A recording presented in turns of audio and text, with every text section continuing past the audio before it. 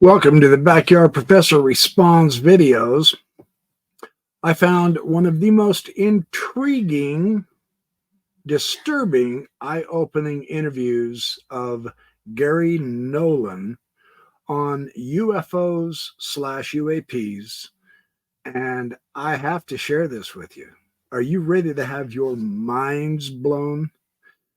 This conversation has to happen. Here's the issue is, and I know this sounds overly dramatic, I get it, the very existence, the survival of our species on this planet. And the UAP discussion is ongoing, and I'm trying to bring it to you, my audience, through the best of the best. In this interview, there were a few things that just disturbed me. There were many things that were delightful. There were several places where Garry Nolan just blew my mind. So let's get on with this. I'm going to share my screen. And I want to share my commentary through the interview. I'll stop at the various places and share and some of my information is going to be extra beyond what they do when it comes to the religious materials, because that's kind of going to be my emphasis with this entire UFO issue, is how is this going to affect, it's here, it's going to affect us right now in every way. The religious end of this is the part I'm concerned with, simply because that's what's going to be affected the most. The religious, the economic, the political. So let's take a listen and become enlightened. Where I dislike what people like him do is where they diminish the possibility through ridicule, because that's not science. You know, I think what that does is it does a disservice to people who come forward with stories, because they have a double trauma. They have the trauma of having seen something they really don't understand and doesn't fit with their worldview. And then they have the trauma of everybody making fun of them and their family, not believing them. You know, at best, it's rude. It's just rude. It's coarse. It's inappropriate. It's wrong. It's arrogant and conceited. So Neil, cut this shit out. Just stop it. It's wrong. You shouldn't do it. I would love to host both of you just to have that discussion. I don't want to have a conversation with him. I don't want to raise him to my level, to be quite honest, because it's just, I'm sorry. I just don't think he's of the mental caliber to deal with it. And I'm not here to give his ideas any further home. I'm sorry. Hello, everyone. He is talking about his favorite astronomer, Neil deGrasse Tyson. That's one of the mind blows. When I told my wife I watched this and how he really does not like Tyson, she said, oh yeah, no, Garry does not like Neil at all.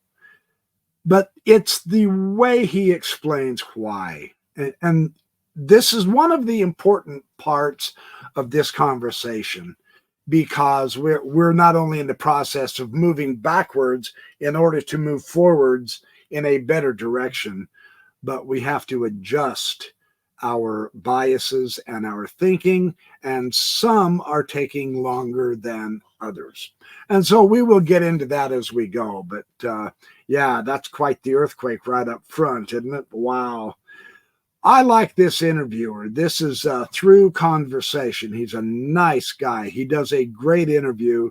He asks good questions, but you will see how Nolan does kind of surprise the interviewer as well with some of the things he says. And this is so important. So let's keep going. This is just truly important. Welcome to this very special edition of Through Conversations podcast, where we explore the truth through conversations with the most brilliant minds. And in front of me is no other than Professor Garry Nolan. Professor, I'm honored to have you here. Thank you for joining me. Thank you so much, and great to be here with you and your audience.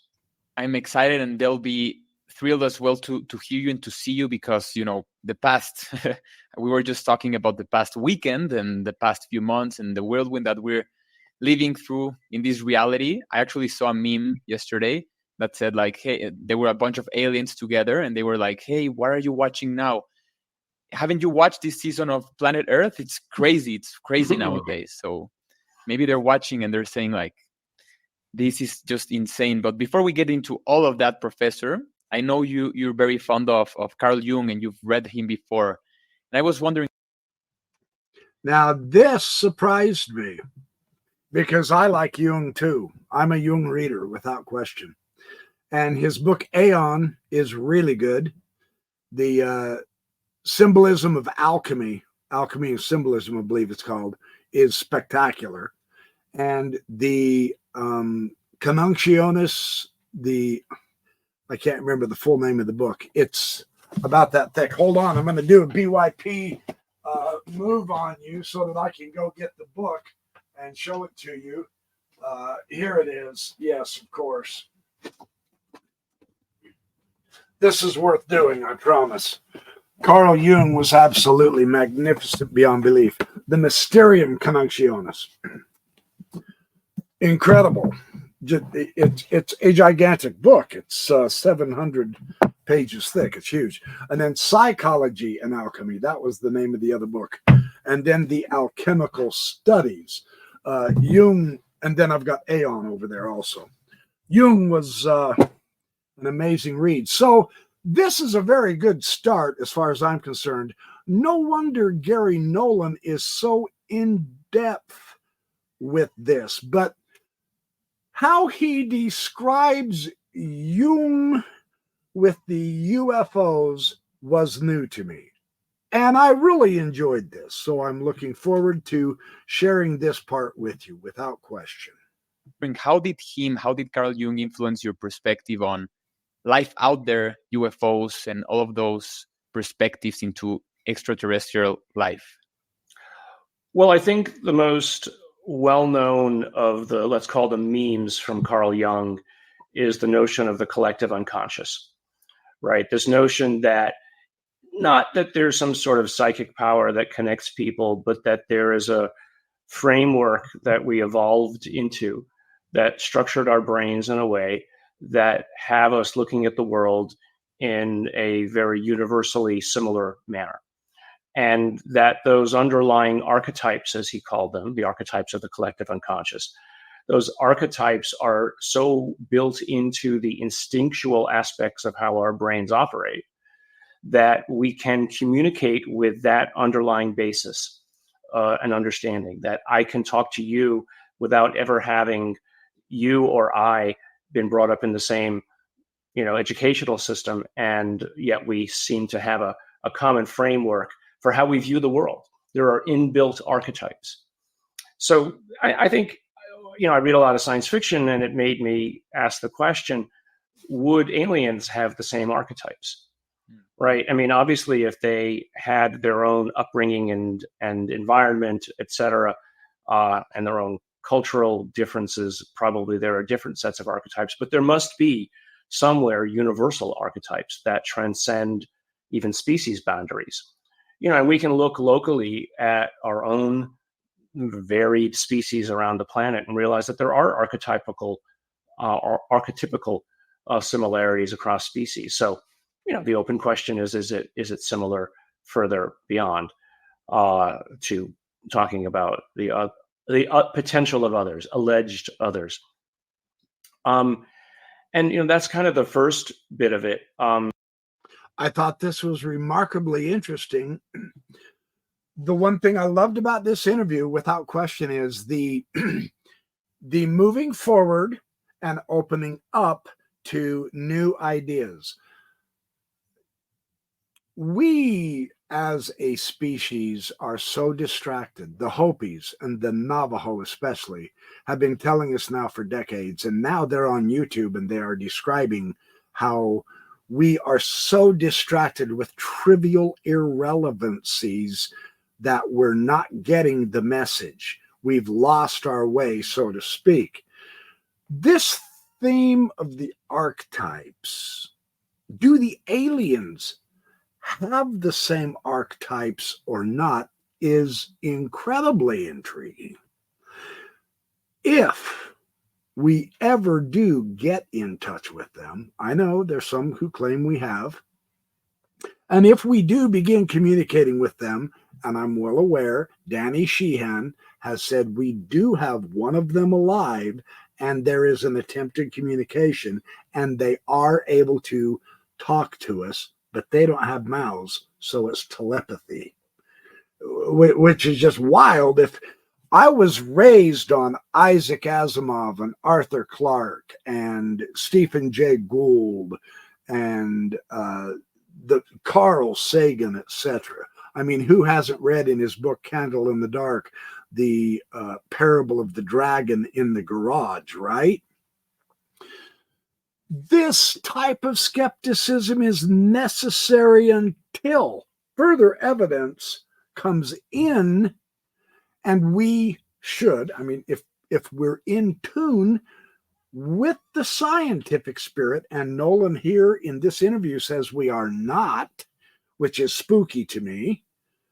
If we are in tune with the scientific spirit, we will assemble the new ideas and reassess, rebuild our paradigm for reality, expand it, drop off some here, add some here, and enlarge and move forward into eventually entire new dimensional thinking. This science has been failing to do during my lifetime, more or less. And it's getting worse. Now, Sabine Hofstetter, she's the little gal. She's on YouTube. Boy, she gets millions of views. She is very disgruntled with the physics of string theory and quantum physics and stuff like that. She's saying the string theorists are just wasting all of our time. She also is kind of on this bandwagon that we need to quit worrying about consensus scholarship in science and get on with it. We need to get back almost, as it were, to the basics. We're not making progress. We're wasting a lot of time and money in some respects. This interview takes us down this road, and that's part of the disturbing of it. But we have to confront this as a species. We really do, and Nolan describes this, we have to prepare because it's going to happen in our lifetimes. I'm 63, and I'm going to live to see this, barring any unforeseen circumstances. I'm going to live to see what happens here. So this is really exciting, and yet it's quite disturbing and nerve-wracking. So let's see what else he continues on with. This is remarkably fascinating. But of course, what was fascinating about Jung and also Freud a little bit was this notion that the UFO is an archetype. It's an archetype or a container within which we place everything from angels to devils to hope and future possibility.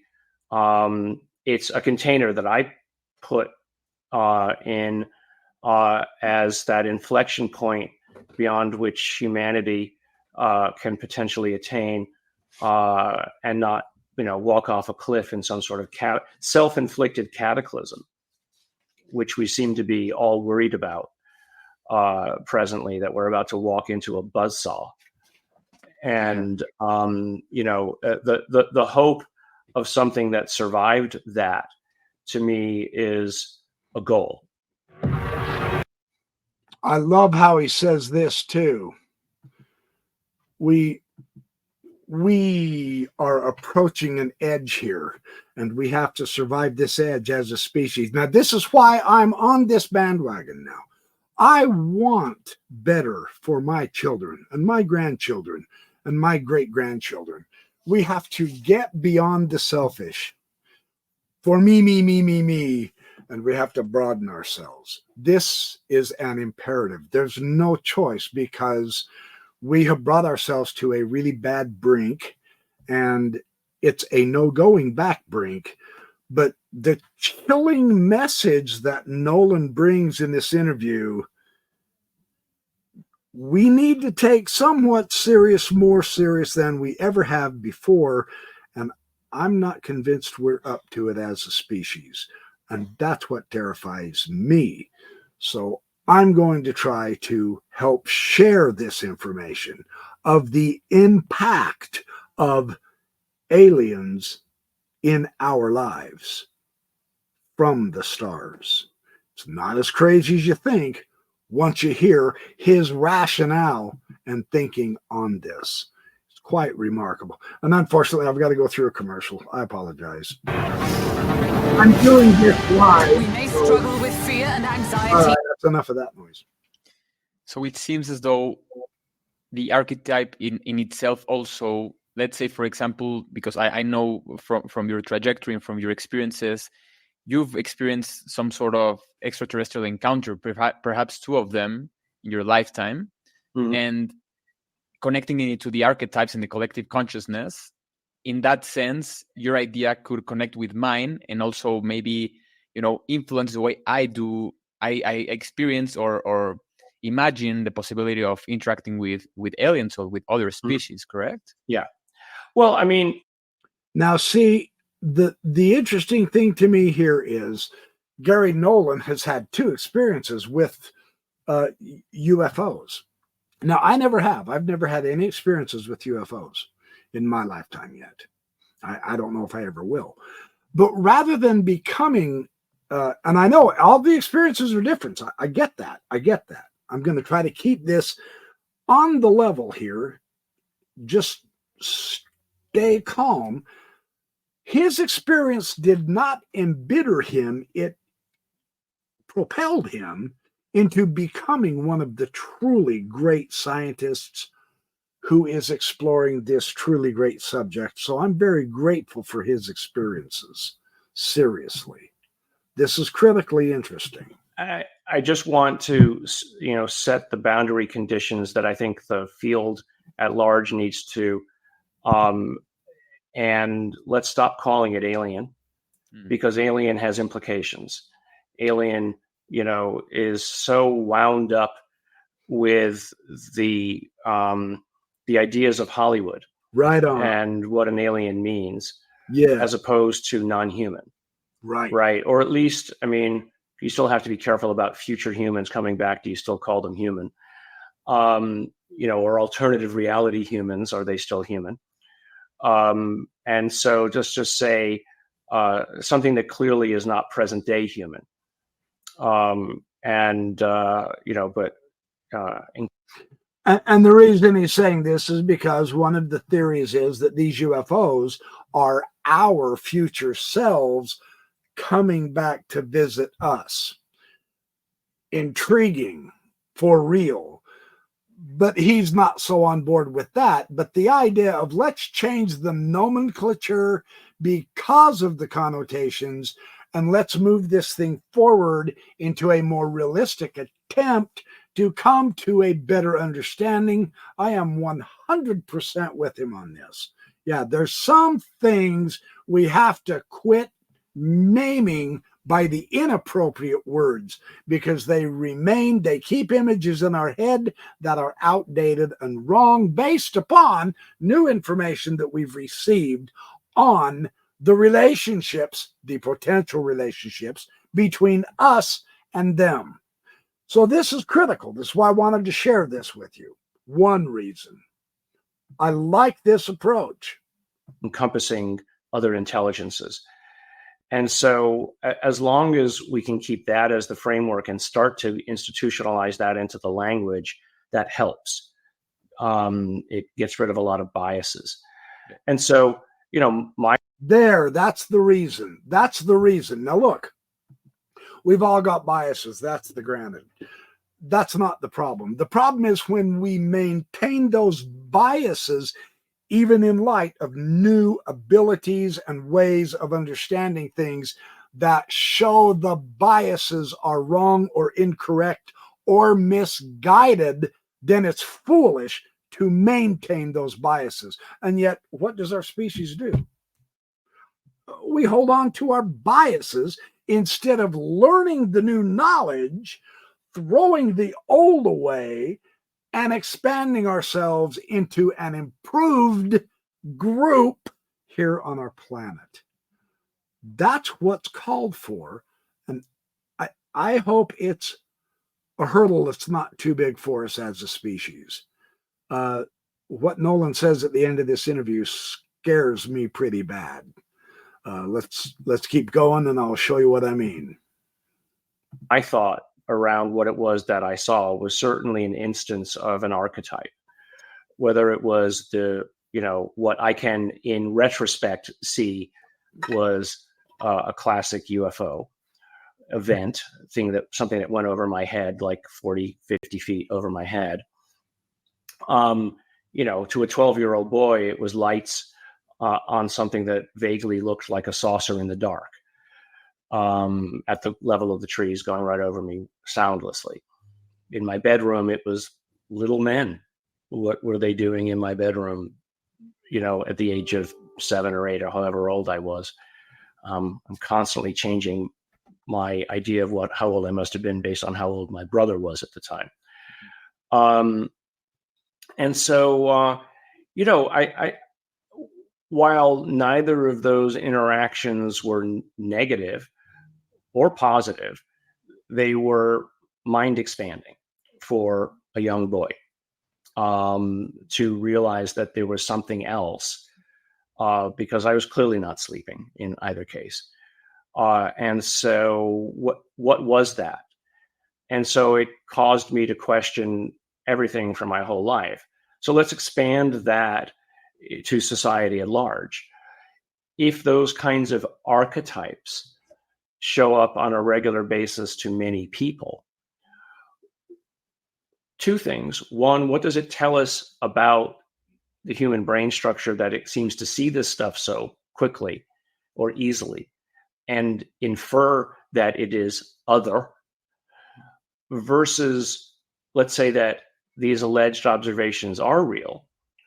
What is the message that it sends? Because I don't believe that the things that people see, they see necessarily by happenstance. I wonder if it is a message. Very interesting. Now, this can be to our benefit.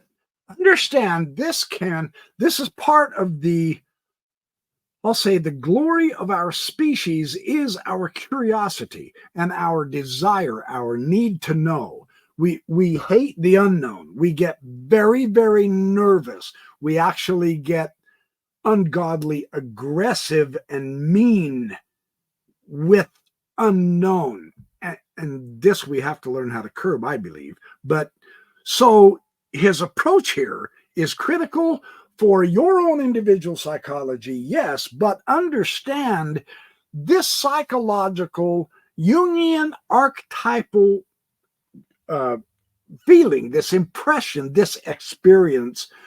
We have to convey this to our species as a whole so that we don't make irreversible mistakes that we can make now. We have that capability, and it's not comfortable. Let me keep showing what I mean. He'll lead right into this in a few minutes. People often talk about, and Jodie Foster in the movie Contact, and we've all heard of something called the wow signal, right? That signal that you see that somehow only radio astronomers are able to pick up. And we always, Avi's a good friend, but why do people always run to astronomers to get their idea of something? Why don't you run to a biologist or a psychiatrist? You get me? Ha!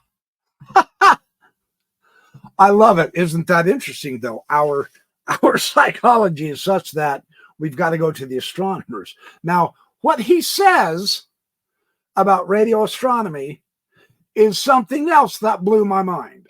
I just, Wow, I've never looked at it that way, but it is his reason why he says what he says that I hope you catch. It's going to be, you can't miss it. This is exquisite, truly. This is Garry Nolan at his best. Maybe they should be the first people you talk to, not to an astronomer. But that wow signal, SETI sets the bar very low. In fact, almost insanely trivial. We're fine with something as long as it's 100,000 light years away. Because I can never prove it. I mean, it's such a lazy approach. If I can never prove it, I can imagine any signal as being an instance of a technosignature, right? So it's actually a coward's approach, in my opinion. Sorry.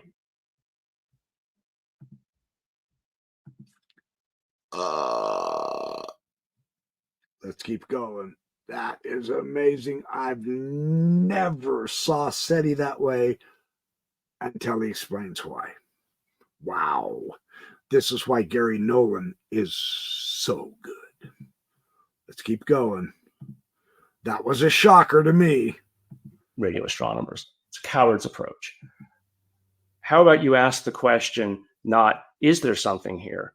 Why don't you ask the question, can there be something here?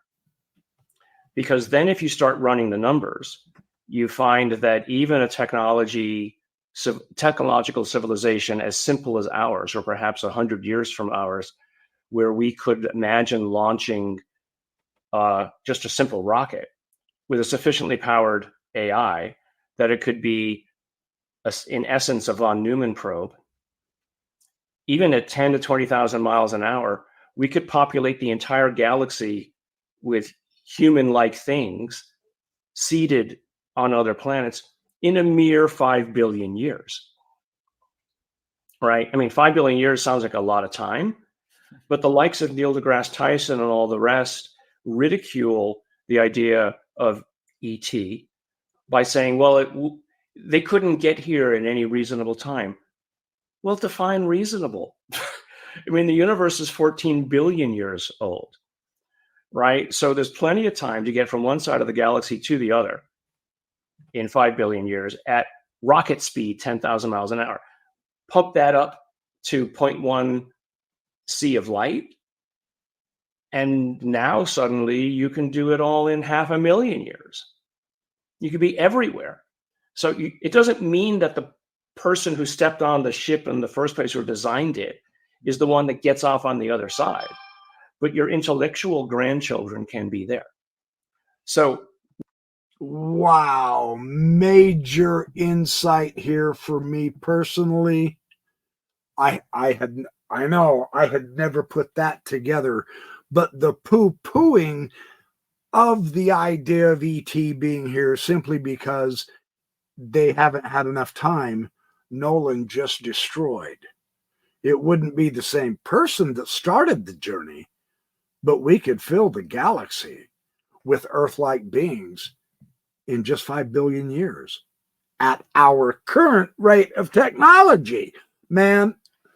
And it's the little things like this. Now, he'll bring in 4 or 5 in this interview. He'll bring in 4 or 5 little ideas like this that stack on top of each other to give it an overwhelming credibility that I have never quite seen all of this coagulate together, as it were, in a formal argument to show why the complaint of Neil deGrasse Tyson and others is simply ridiculous. I've never quite seen it so clearly presented as only this man can do. This is the one reason he is one of my very favorite UFOologists right now. Incredible. Let's keep going. Once you come to that conclusion, that it's possible for something to be here, then you ask the question, okay, well, what's the likelihood that life could happen elsewhere? Now, we've just learned that our most recent common ancestor, who's been in the newspapers the last couple of days based on some paper that just came out, probably rose, and this was already a complicated organism, at 600 million years after the formation of the Earth.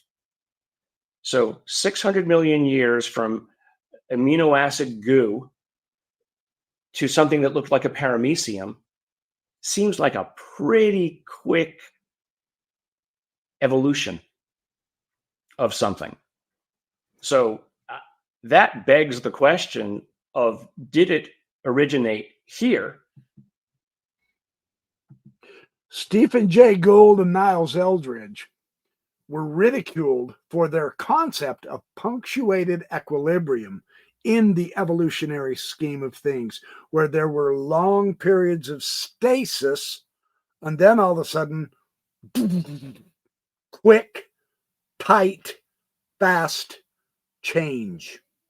And then long periods of stasis and calm, and then staccato changes quick. And when we say quick, in evolutionary terms, hundreds of thousands, if not many millions of years is pretty quick in evolutionary terms. That's what they're talking about.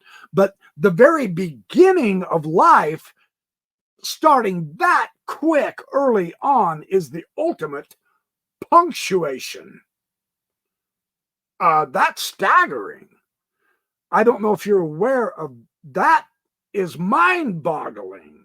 We're used to thinking, studying the evolutionary scheme, that it takes billions of years to start. No, it did not. Not at all. It's been changing for billions of years, sure. But the very beginning of it, the essence of what began, and then it's been evolving ever since, and here we are, that's electrifying. Okay? That's another one of those little things that he's putting together here, that once you get the full picture, the interwoven web of concepts, it just rocks your world. I love stuff like this. I can't help it, man. This guy is a hero. I love this guy. Or did it originate 5 billion years ago, or elsewhere, and get here through some form of panspermia?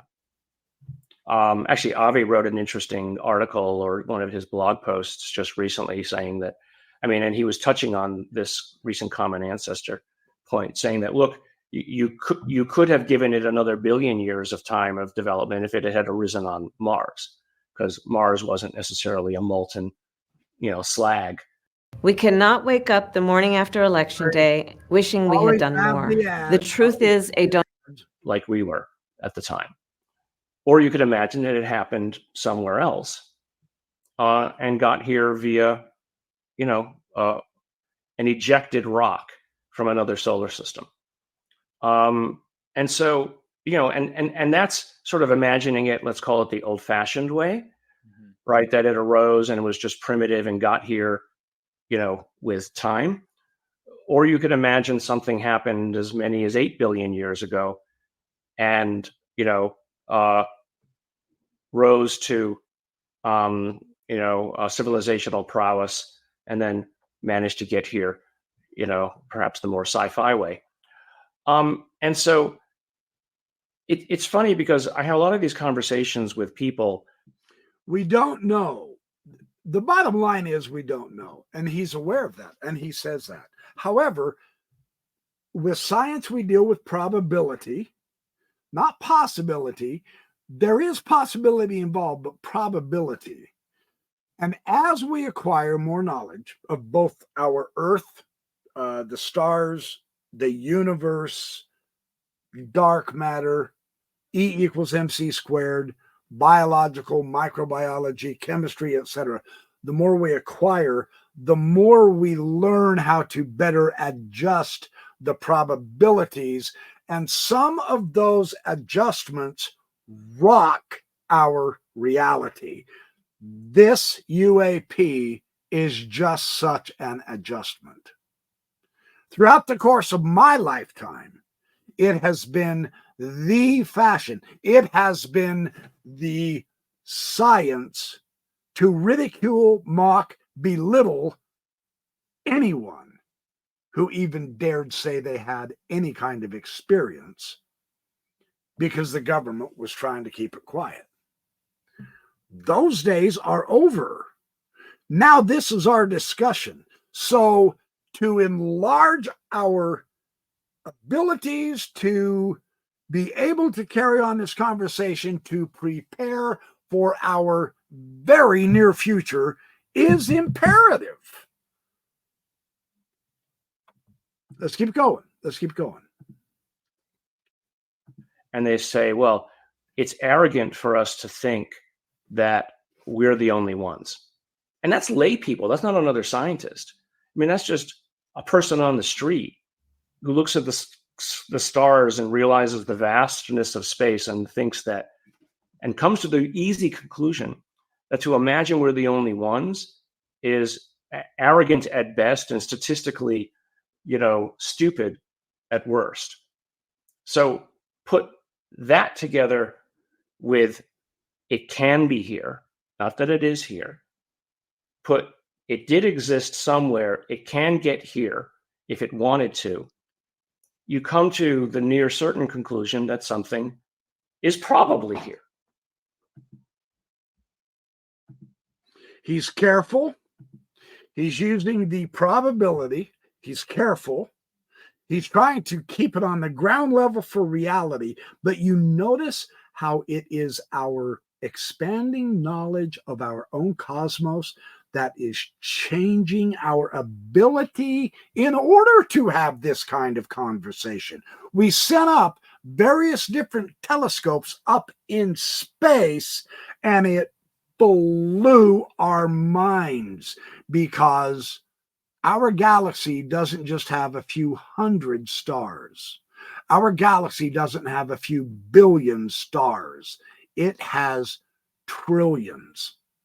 Now, because of our latest technology, we now know that the universe itself has trillions of galaxies with trillions of stars in every one of them.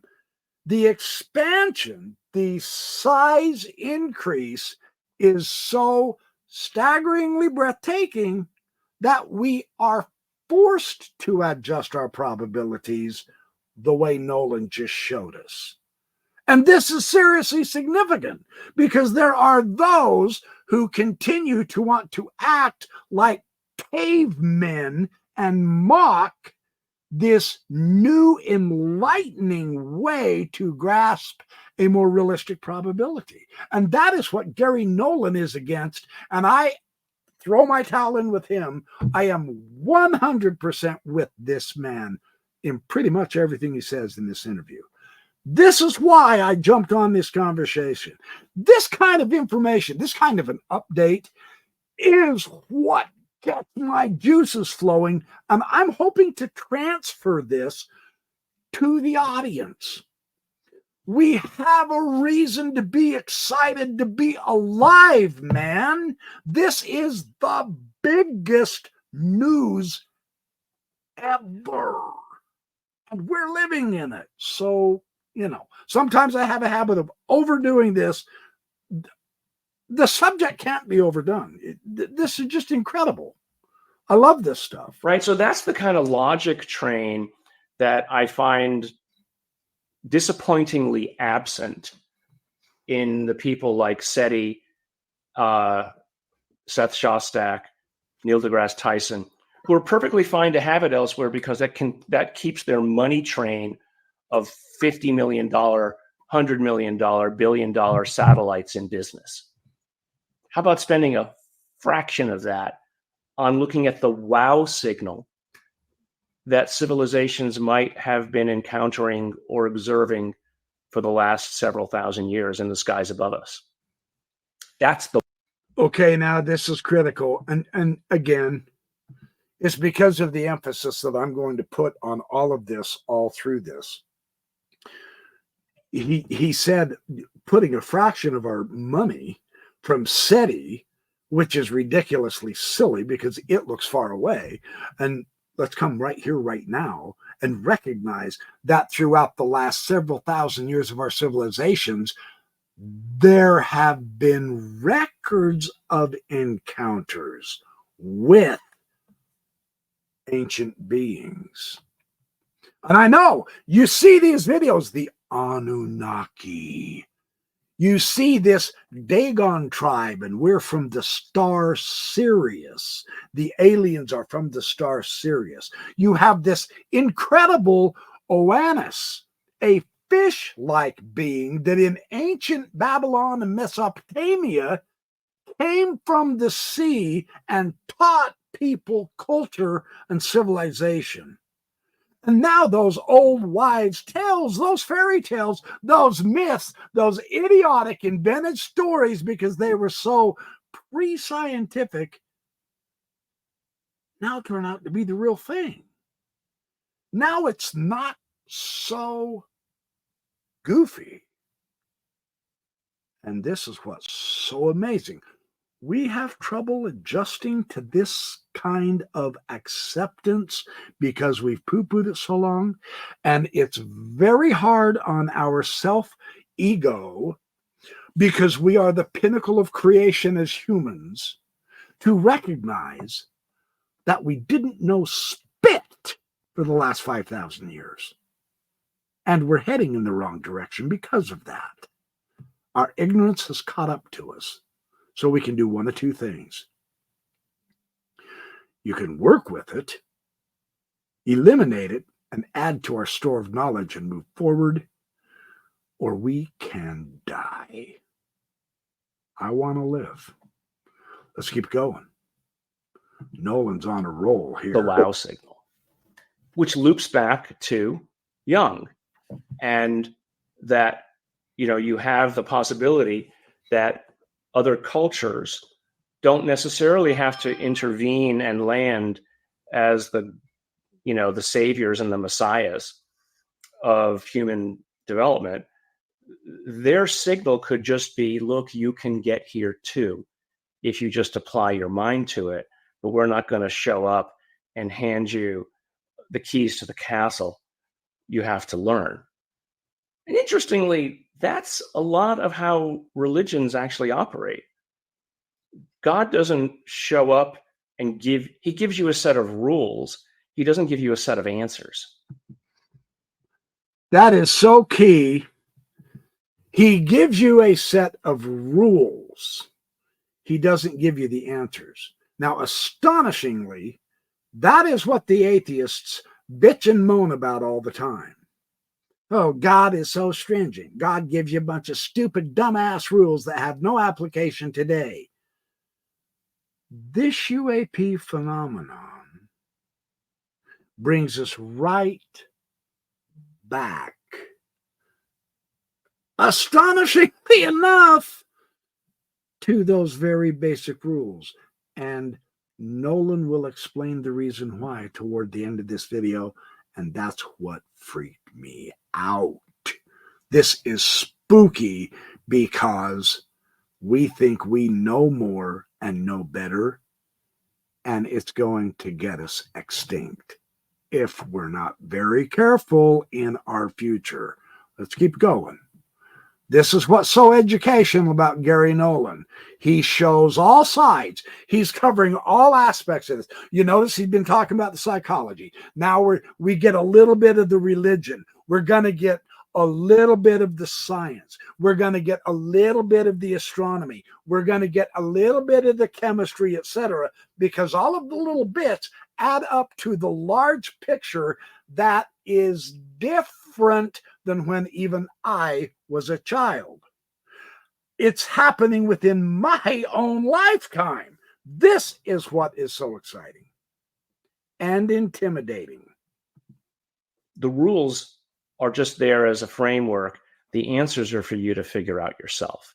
You don't tell your children everything. You let them burn their hands on the stove a few times first. Wow. There's a ton there, Professor. A ton. Sure. So many questions and so many insights that emerge.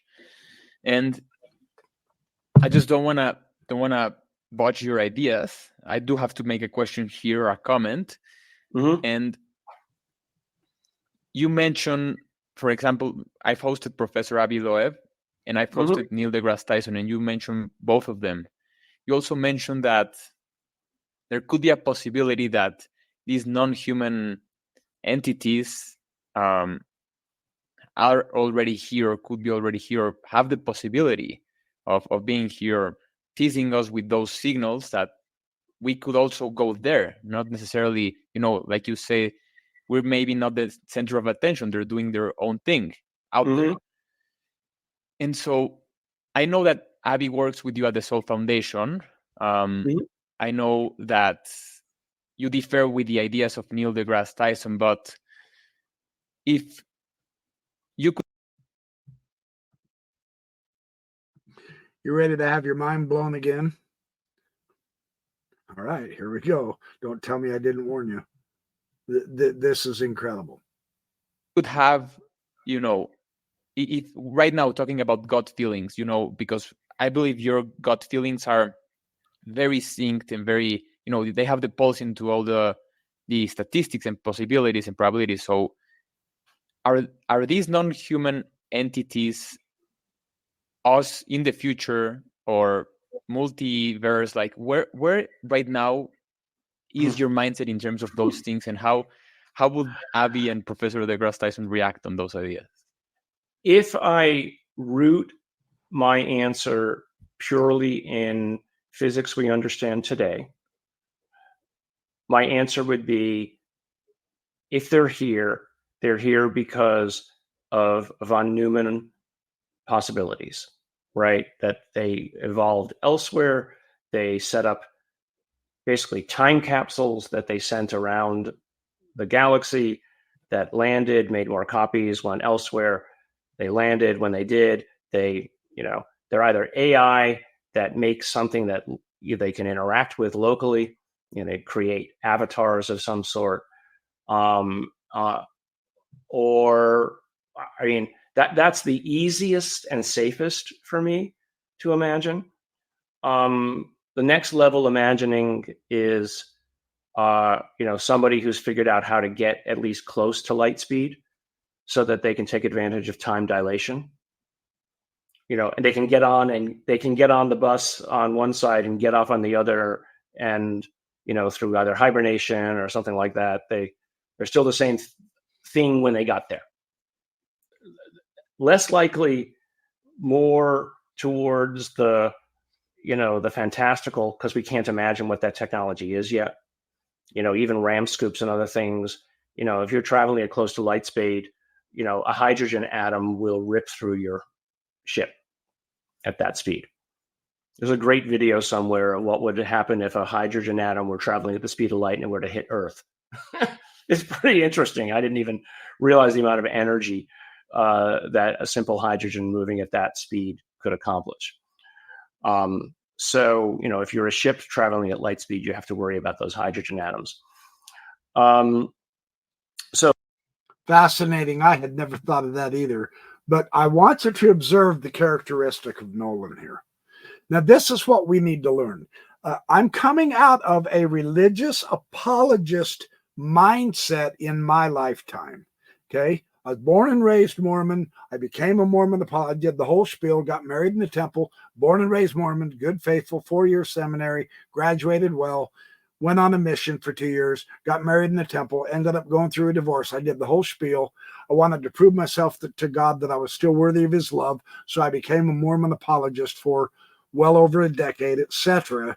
And then I've lost faith in it because I feel like I've been lied to by the corporate organization. Okay, that's me in a nutshell. Notice how he is dealing in not certainty, but here is one probability / possibility. Here's another way that could have happened.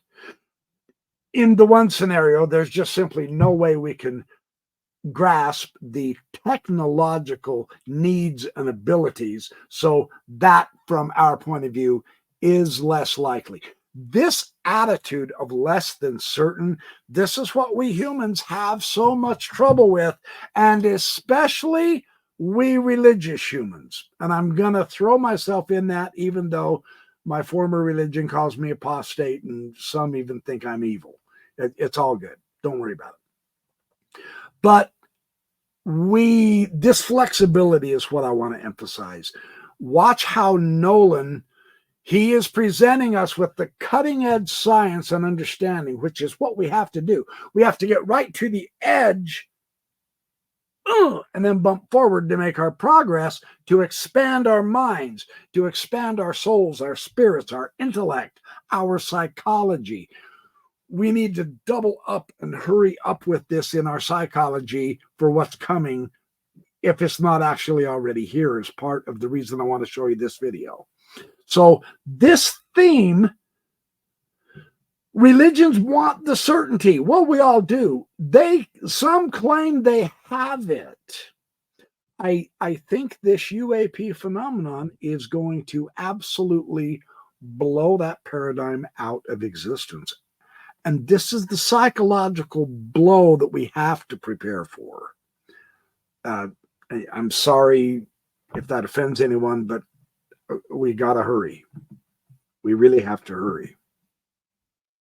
So, that more moves into the realm of where someone like Neil deGrasse Tyson would be right. That you're starting to imagine technologies that we don't have yet. Once you start getting into future humans and, interdimensional humans or multiverse humans or multiverse intelligences, I mean, that's just another level beyond, it's imagining technologies that we can't even imagine how to make. Mm-hmm. So I'd rather not go there. I'm perfectly fine if it's true, but I just don't know how to get there.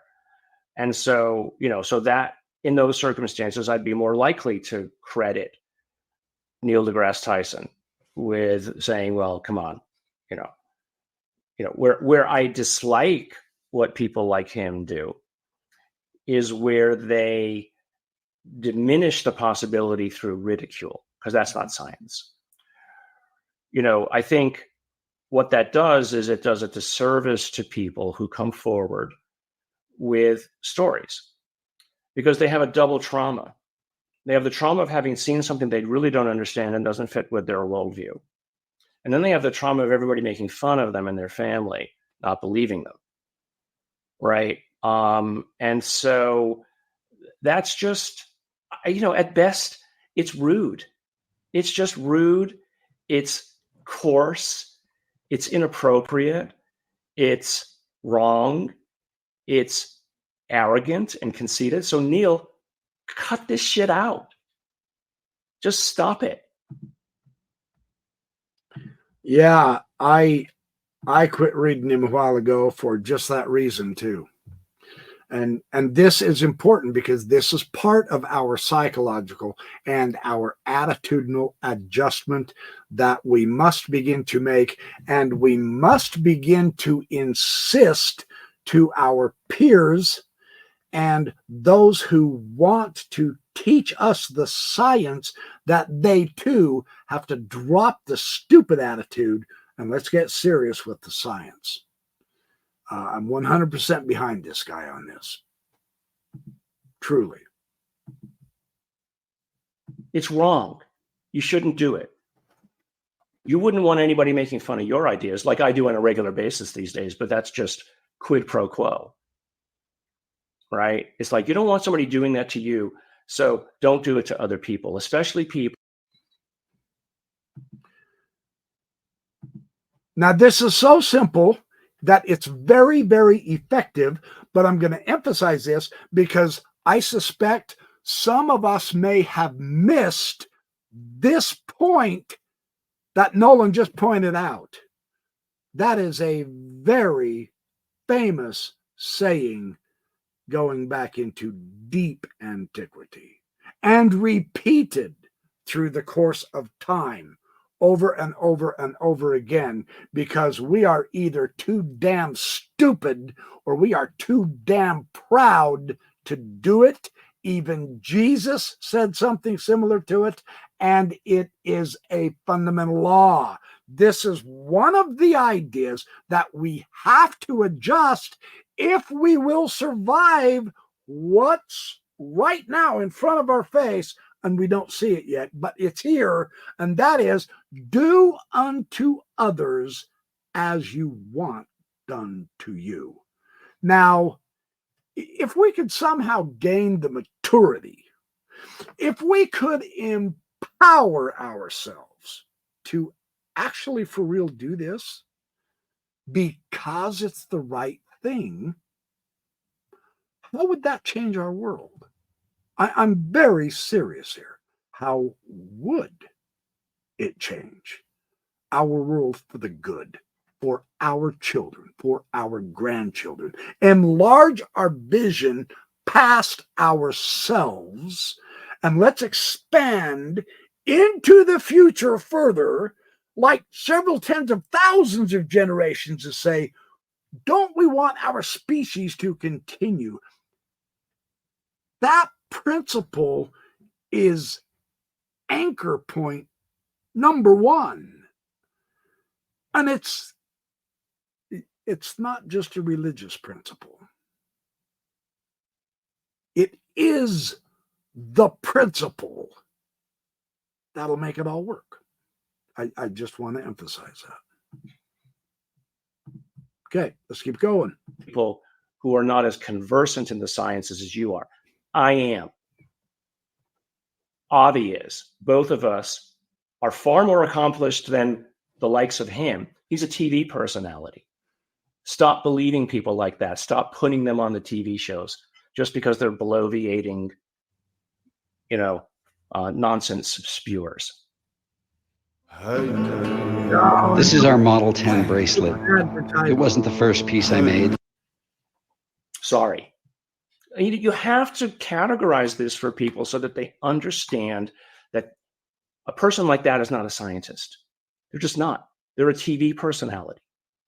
So you shouldn't be going to them. So media representatives who are looking for somebody to speak to, that shouldn't be the person you go to.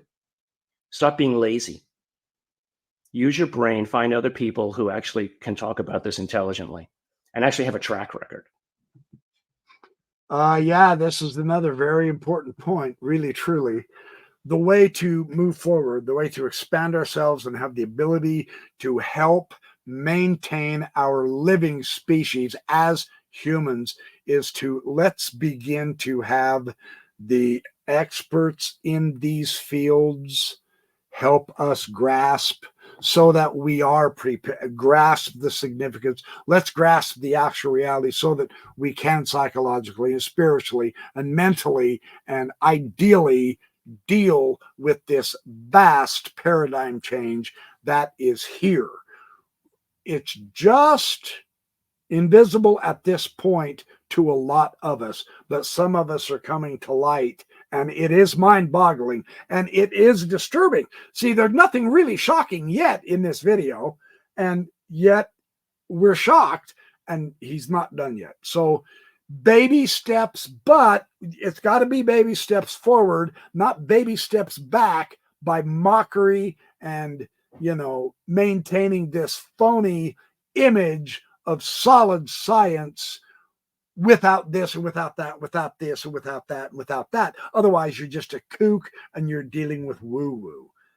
The days of ridicule are over if we are interested in expanding our horizon into our good future, because that path, the good and the bad, is always open to us, and we're at the fork in the road. I'm just saying, this is actually really significant. I love how these guys are doing this. This is one of the best interviews I've ever heard. Wow. Sorry. And you can tell by his reaction that this is hitting home. This has to hit home. We have to take what Dr. Nolan is saying and integrate it into our hearts. We have to put it in our minds. We have to say yes to this. We have to say, look, do we have the determination to make it in this new paradigm? I do. I want to. I want this. I'm on this bandwagon. I know all of you want the better future. So this is how we get working on it right here with videos like these two are doing. I'm trying to spread the word through my analysis. So here we go. Let's keep going. Sorry, you just got to draw a line in the sand about this stuff. Yes. I mean, who has the time? Right? Who has the time? You know, and that's what the Soul Foundation is, and what Avi's foundation are meant to be. Yeah. We are setting up a perimeter about how it is that you professionally and academically talk about this subject matter, so that you can invite people in who might be willing to talk about it, but are afraid of the bullies like Neil deGrasse Tyson and that guy, Dr. Nye, whatever his name is, the science guy, you know, are afraid of the bullies and what the bullies do, because the bullies are more priests than they are scientists. In today's world, it is becoming increasingly difficult. I'm going to skip through this. This is his advertising. We don't have to listen to that. Here we go. All right. I'm proud to be partnered with Tangle to share that with you. I see your point, and I do. You know, when I spoke with him about these topics as well, there was those hints of like, it took away the spark and the possibility, and because also this, like you say, you said previously, these topics also ignite the imagination and ignite of what we could be. Like the wow signal, like you said, it's just, hey, we're out here. Use your imagination. I'm going to interrupt here because of something I read years ago, and I've never forgot it, and I'm going to share it here because this is so important. It is the human imagination that the orthodox scientist bullies are mocking. And that's wrong. Science is all about imagination, because every human invention you can think of began here first, and then it was transformed into physical reality. The plastic of this CeraVe daily moisturizing lotion, and no, this is not a paid ad for them, but the plastic itself, that began here. My microphone that I'm using right now for this podcast, my bottle that holds my water, etc., the automobiles, the computers we're on right now, every single thing we have, books, was imagined first. Without the imagination, we have nothing. And yet it's ridiculed. Oh, that's just imaginary. You're damn right it is. Everything is. And then we take that imaginary and we put it into reality. That's critical. That's critical. So when you run across someone who mocks people's imagination, don't really backhand them, but at least verbally confront them and say, knock it off. And then tell them what I just told you. Children who are stymied, they're mocked and they're bullied and they're shamed because they're reading fairy tale books. Oh, can't you grow up? That is the worst thing you can do to a child. Let their imaginations roll and flow. Well, I have an imaginary friend. Rejoice. That's not a negative. Using the imagination is what we lack, and that's why we're in the pickle we're in right now.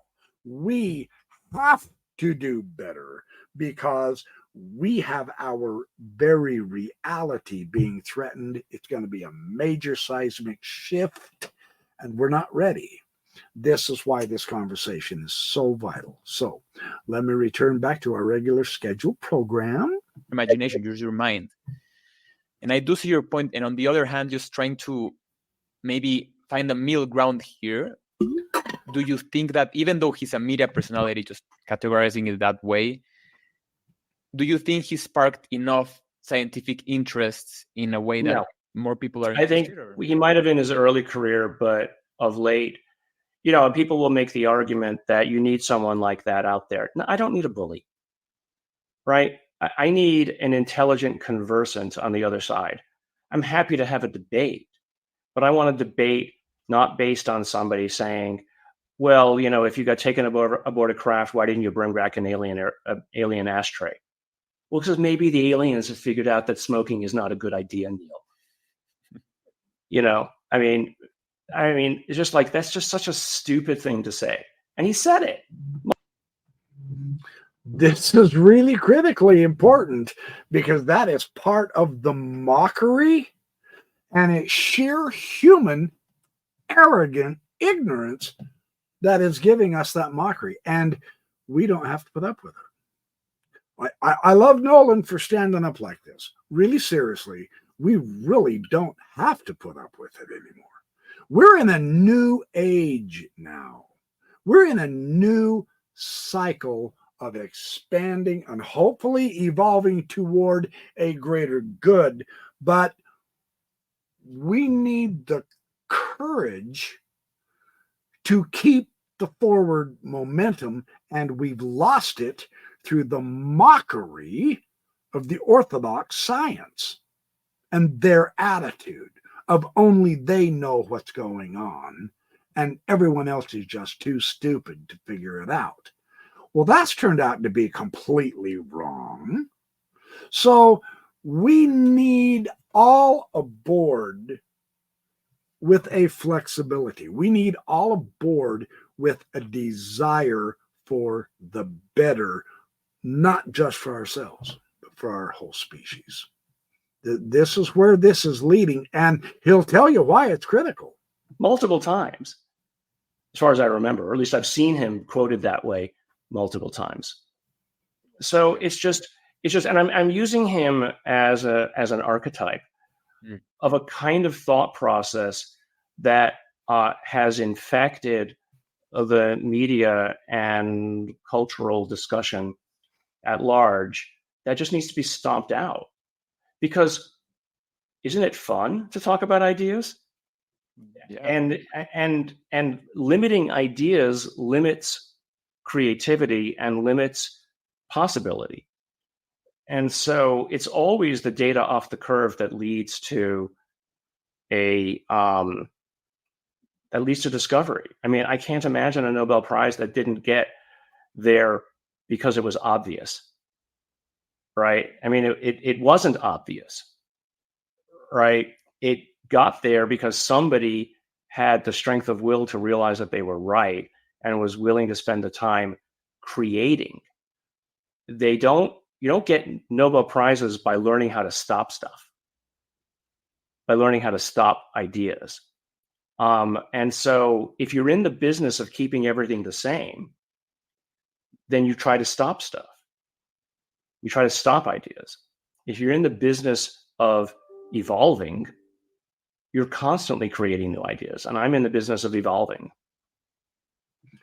Yes! Evolving, enlarging. He said that so well. That's beautiful. Yeah, if you want to be a boring, conservative, keep everything the same, then you're not into the idea of expanding, enlarging, improving, are you? We want to evolve to something better, mentally, physically, spiritually, psychologically. We have to. We're not going to have much of a choice here in just the next few years, I'm afraid. Let's keep watching. I love how he said that. Man, that was spectacular. I'm with you 100%, Gary. Absolutely. When you come on my show, if I can get you on my show, I'll tell you that to your fabulous face. You know, these quests that you run, Professor, and these, you know, your work at the Sol Foundation, they're really trying to answer the big questions of the universe, and also in a way trying to answer who we are as a species and what we can be, like we've discussed. There's also a philosophical component to it, about the conceptions of who we are and what's out there. And so how can we, because we're touching about on trying to find the ideas and exploring the ideas, but at the same time not falling into the cliff of ridiculousness. And also, in today's world, at least my generation, Gen Z, you can bet most of their information is being consumed through TikTok and Instagram. And so how can we find that balance of intrigue, of interest, of philosophical questions? Also, what kind of questions, Professor, would you like to be answered in terms of philosophical realm and spiritual realm, if we get to those answers of who's out there, but at the same time keep it scientifical and keep it right, professional, if I'm explaining myself correctly? Yeah, no, I understand. I mean, let's just keep it at the science level at the beginning. Are there common frameworks for math? Does math work the same from their point of view as it does for ours? Oh man. Now look, if I put you asleep up to this point, wake up. It's time to quit napping. This is huge. What he's about to say is absolutely fabulous. This is big. This is one of those new perspectives that I really have never even realized existed. There's no way I could have thought of this, but Garry Nolan leads us into this, and this is so good. All right, hey, wake up, man. This is interesting. Nolan really brings it on here. Right. Here's for instance, a friend of mine worked until very recently in the CIA, and his day job was reverse engineering Soviet technology. He planned and created the programs that would go in and obtain our adversaries' technology. He would plan the missions that would go and obtain the stuff out of the Soviet Union and bring it back, or spy it out. And even he said, sometimes we would get technology that we didn't understand from the Soviets that were built on novel principles that the Russians had developed. And so we had to start with the function and work backwards towards the math that explained it. Right? So it isn't obvious what you have in your hands just because you have it in your hands. It could be based on mathematical principles that you haven't formulated in your culture. So, but having understood them eventually, oh, by the way, he said that they probably only were able to reverse engineer of the Soviet materials at the time about 60 or 70%. The rest they just couldn't figure them out. This is critical background. I love how he explains a down-to-earth, simple earth perspective of a real situation. And we only got 60% of it, man. Now watch how he ties this in. This is huge. This is so important for our paradigm shift. Our best scientists, probably if they spoke to the Russians, in a free and open manner, they'd be able to say, hey, how did you do this? Well, oh, that's really cool. That's an interesting way to apply tensor analysis, to the problem. So, and Avi talks about this too, but it's so there's this notion that there are other ways of viewing things, different kinds of maths or understandings about how the universe operates. Maybe they have figured out how gravitation and quantum work together, because here's a way to formulate the math. And so that's where I see, let's say the beginnings of a discussion, because I think at least the universality of science is the beginning of that discussion. And you can have it as, but if we can't even understand each other's science, where it can be reduced to numbers, imagine trying to interpret each other's morals or what the 10 commandments are for each other. I mean, I had this discussion with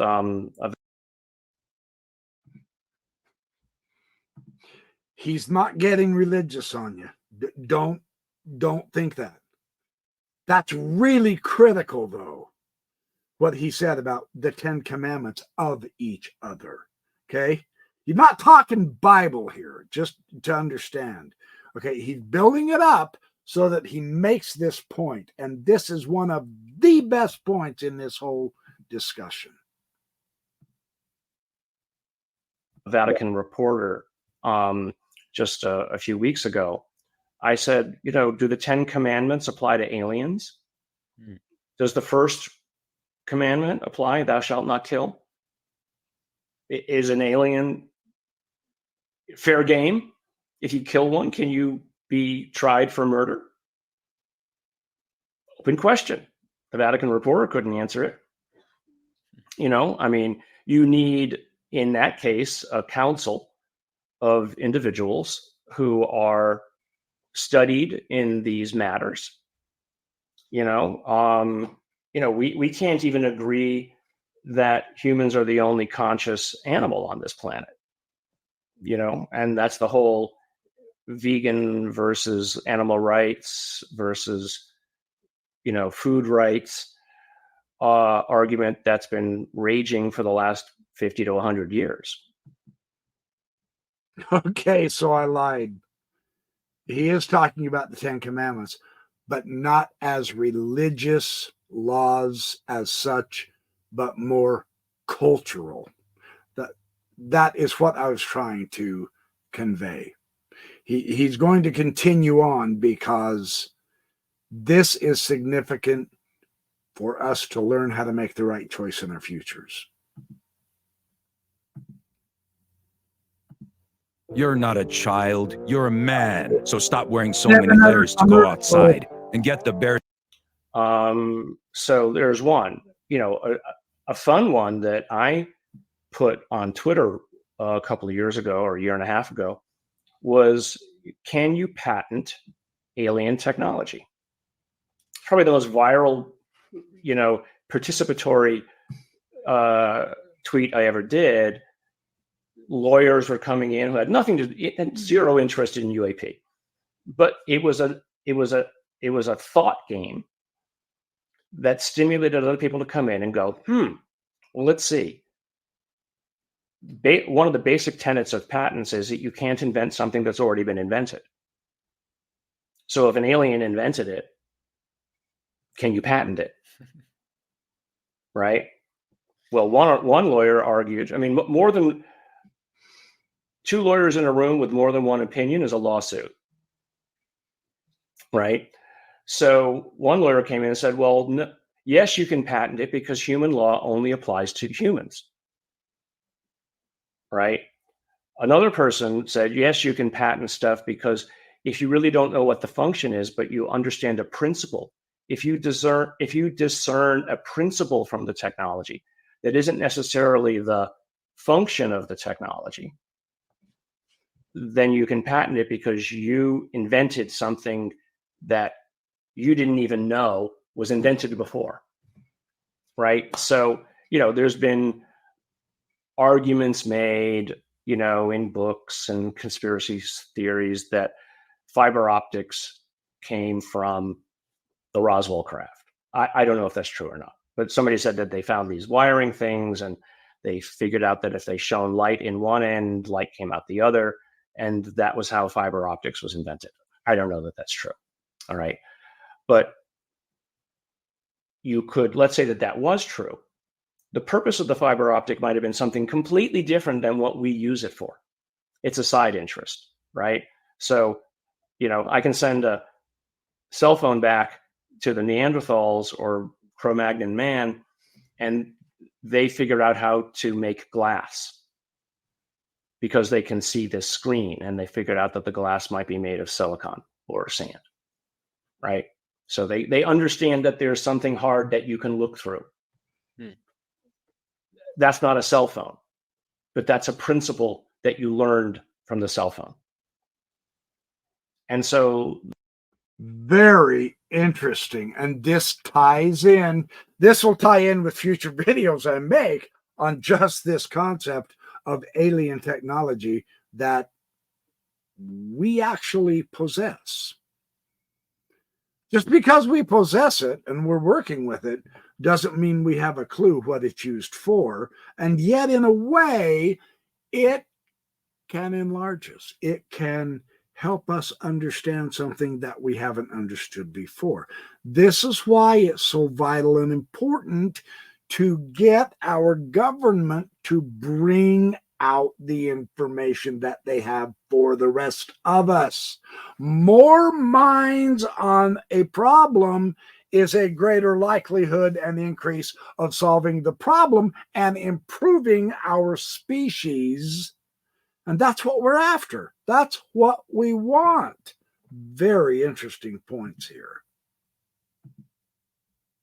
there were the lawyers who were saying that this might, the way to use, that's how you could patent something. So again, that's part of what the Soul Foundation is meant to do, is to provide this thinking space within which people can come and have a fair and logical discussion, and try not to put on too many tinfoil hats, and just say, hey, look, what if? But it's more than that. It's what are the implications of the possibility that there might be something here, right? That how would you prepare for an eventuality that this is the case? What, if it turns out tomorrow that the government says, blah, here it is, they're here. If you haven't prepared society for that, and you haven't prepared the gears of commercial reality for that, if you come out tomorrow and say there is such a thing as free energy, there is such a thing as anti-gravity, stock markets around the world would crash, right? So what are the preparatory steps that humans should be creating for those kinds of black swan moments? And it's not that it needs to come from aliens. It might be that tomorrow somebody does create a form of energy that is cheap and free and non-polluting. So what have you done to prepare for this? Because that's what supposedly we're spending all our taxpayer dollars to do. Rather than spending $900 million on a defense budget that's all about dropping bombs on people and killing them or whatever, maybe a fraction of that could go towards preparing against eventualities. I'm not saying shut off the Defense Department. I'm saying maybe the money should be spent a little bit more, targeted in a way that, prepares for it. And so, in its small way, the Soul Foundation is, we're writing white papers on this kind of stuff. We've got like 4 or 5 of them out now. We've got other ones that are coming out, where it's just getting into the academic literature, these ideas. There have been papers written about ET and, what might be the possibilities. The Rand Corporation has put out stuff decades ago. I don't think there are that many new ideas that need to be created. I think just encapsulating them in a paper which is referenceable by others is how academics works. This is important, and I'm going to say this too. His Soul Foundation, that's what he's talking about. His think tank is the idea to present these ideas, wild as they are, as absolutely horrifying as some of them are, and we have to face this eventually, as absolutely exalting and truly something to look forward to. If it's real, we're not ready for it yet. And that's critical. See, we're of the mindset that we deserve to have all the knowledge right now. Well, we do deserve to have the knowledge in a fashion. Now, see, this is where religion gets sticky. See, this is where religion begins to abuse hiding their knowledge, because if it damages faith, they want to hide it or else change it, which is one of my big beefs with Mormonism and its history. Well, with the government, in some respects, it's the same way. They've lied to us just like the religions have. But we're not prepared. Well, that's what the religions say. They say, well, you're not ready for this yet. And we rebel. I rebel because I'm lied to about what actually did happen in order to make the story more believable myself. And I don't like that, especially coming from putative prophets and apostles who claim they have revelation with the ETs. I'm not kidding. The extraterrestrials, don't you think that's what Jesus could be labeled as? Angels, etc. I'll get into that in later videos, but at the same time, it is a protective measure for us from the government not to just tell us everything, because if the stock markets crash, what would we do? Starve to death. That would be absolute worldwide pandemonium. Well, that doesn't help. That would be a far worse solution to just tell us without preparing us. And this is what he's driving to. So let's keep going. It's really important. It's so fascinating how he has put this together in such a way as to make beautiful, logical sense. So that when you come up with an idea, you don't have to give the history of everything that happened in your paper. You can reference the idea and say that, look, this has a basis, if not in fact, at least in theory. That's already there. So you create this train of logic. I worked in the laboratory of a Nobel Prize winner, David Baltimore at MIT, for my postdoctoral work for 2.5, 3 years. And I remember a conversation I had with him at one point, which was kind of very much a learning moment for me, where I said, I hear in lab meeting all the time people using the word correlation, that this correlates with that and this correlates with that. And I said, what's the strength and the power in that word that I hear all the time? He kind of looked at me and kind of like, oh, here we go. Got to raise this one up too. But he said, Garry, a fact in isolation is phenomena. If you can relate a phenomena to something else through correlation, if not causation, then what you've done is you've linked it to the history of prior knowledge. Otherwise, it's just a fact in space sitting by itself with no context whatsoever. So correlation is about contextualizing an idea with a backdrop of historical ideas and the history of human knowledge. And so that's really why, for instance, peer review is important. Oh, and I wanted to, this is part that disturbs me, but he's right. Now, Sabine Hofstadter has also come out very, very strongly with this. She's a little German physicist gal who is really screaming hard against the current physics right now, because they're spinning their wheels and for the money, for the research money, and they're just throwing it away on old, defunct, unprovable theories. So this UFO idea does not fall into this category of unprovable. Not now. But the peer review, this is critical. And unfortunately, it's in shambles. So this is one of the disturbing parts for me intellectually. And yet this is something, again, this is to prepare us to, we, the public, we need to tell our scientists, knock it off and give us real science. Stop wasting your time and ours and give us the evidence. Show us. Let's get back to real science.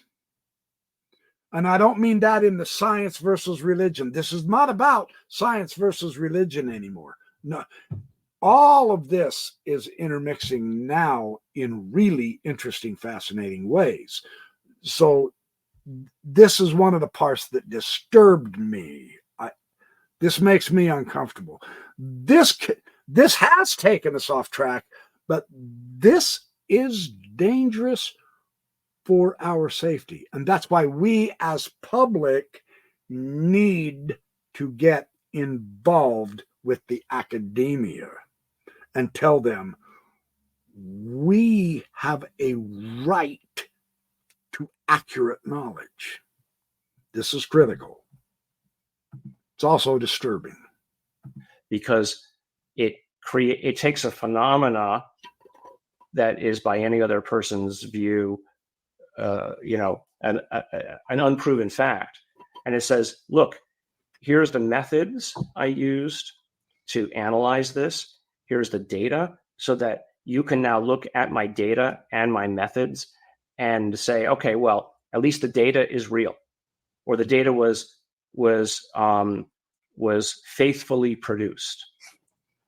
I might not agree with your assumptions about why you did the experiment. I might not agree with the conclusions that you tentatively come to, but at least I agree that the data was correctly created.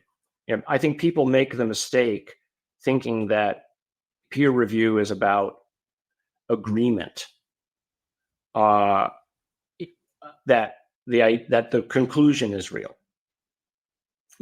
Yes, that might be how peer review is often used, but that the papers that get accepted are because you somehow are comporting with mainstream understanding. But that's not the city on the hill, high-minded approach about how peer review is supposed to be used. And so, at least that's not my idea. So coming back to UAP, the idea is to create a cottage industry of scientists now who have, in their own respective science realms, they create their own local permission structure to be able to talk about this and to teach others. And the Soul Foundation alone, I mean, just the number of emails I now get from academics. I'm going to encourage us all right now. Now, and I haven't tried. This is the first time I've heard about the Soul Foundation today. Let's get in that. Man, let's join this. I mean, if we non-academics are allowed to jump in this, and as John Q. Public, let's try to make a contribution, or at least be able to get it directly from the people who actually do present the peer-reviewed materials from the Soul Foundation. I'm going to join this if I'm allowed to. And so I'm going to encourage all of you. Garry is the one that founded this, so it's got to be good. This whole discussion is spectacular. So, yeah, I just wanted to put that plug in. No, Garry doesn't know me from Adam. I'm not getting paid by the Soul Foundation to advertise it, but I'm jumping in there. And it would be fun to get to meet several of you, my audience, in there also, so that we can rub shoulders with people who do want to get creative ideas instead of worrying about what the stupid consensus agrees to. That's flatline. Let's bump up the mountain. Let's do some hiking into some new ideas and some new applications and ways to apply these new ideas to enlarge our understanding, not just keep repeating the same old crap. That would be my hope. All right, let's keep going. Garry Nolan for the home run here. Saying, first, thank you very much for, this, blah, blah, helping us get this commentary started. But I've been thinking about this for a long time. Meaning that they were there, and they're sort of the, as Jacques Vallée would call it, they're the invisible college. They're the people, they're the invisibles amongst the invisible college. The invisible college are the people who are at least openly talking about it behind the scenes. There are those who don't even know that they had colleagues out there willing to talk to. And one of the things that we found actually at the Sol Foundation Symposium was a number of people who come up to me and said, I didn't even know there were this many professional people involved. There were 10 other professors at Stanford from Stanford at this amongst 300, and a bunch of grad students. And so that was heartening to know that and it gets back to that trauma issue, that people now know that they're not alone. And that, and that's a bigger question, are we alone in the universe? But they know that they're not alone, at least in human society, willing to think about this. Right. Psychologically, it's an uplift. Yes. Love it. There's, Eric Weinstein, we discussed him right before we started recording, and he just appeared on Piers Morgan's show. And he mentioned that he also drilled down on Neil deGrasse Tyson, but his specific was, he was critical of the peer review process. He said that on his terms, and maybe this is the part I was saying. This is the part that I was saying really torques my britches. This is disturbing to me personally, because this will lead us out into right field and total destruction if we're not careful. We are off the road. We got to get this under control. Sol Foundation is a good hope to hopefully make it happen. We can connect it with our conversation now is that, like you said before, science for many people becomes a religion, science with a capital S, and they are the gatekeepers. The peer review is kind of like their own 10 commandments. And so here, my concern, Professor, is, can we solve these big questions, these big challenges, and can we truly explore those possibilities of UAPs, of non-human entities, of free energy, of understanding what gravity truly is through a peer review process where it might be corrupted in a sense, it might be. Well, no, I mean, Eric and I are good friends, and I agree with him 100% that what peer review has become is corrupted. It is it's the tyranny of the average. And I remember being asked once by the NIH to design a $50 million program for doing some biology. I said, great, okay, good. I need the following 3 people, and we'll do it. And they were horrified. Oh, no. It has to be 50 people. We have to have, blah, blah, blah, blah, blah. I'm like, I'm out of here. That's it. I don't need 50 people, and I'm just arrogant. Okay. I'm arrogant and I'm conceited, and I know that I'm right, most of the time, but I only need 3 other people who are as smart as me to tell me I'm wrong. I don't need a room full of people who are all going to basically pound the idea into nothing, into no creativity. So I agree with that peer review has become the worst of our imaginings. And so, but because of that, though, science has reacted. You now have these archive servers where ideas before peer review get put on the archive servers, right? That, no, they don't have the same status as a peer review, but the idea is now out there. And at least the minimal requirement for an archive paper is that the methods and analysis and the data are available. All right, good. So we're trying, hopefully, hopefully we're trying fast enough and hard enough and truthful enough to straighten out this corruption and peer. Without the peer review process, man, that's a disaster. It's hard to. You academics will know. We got to have this process uncorrupted, or we go extinct. We're in trouble here. This is not good. We've gotten lazy so that we would rather just everyone agree with something instead of continuing to learn.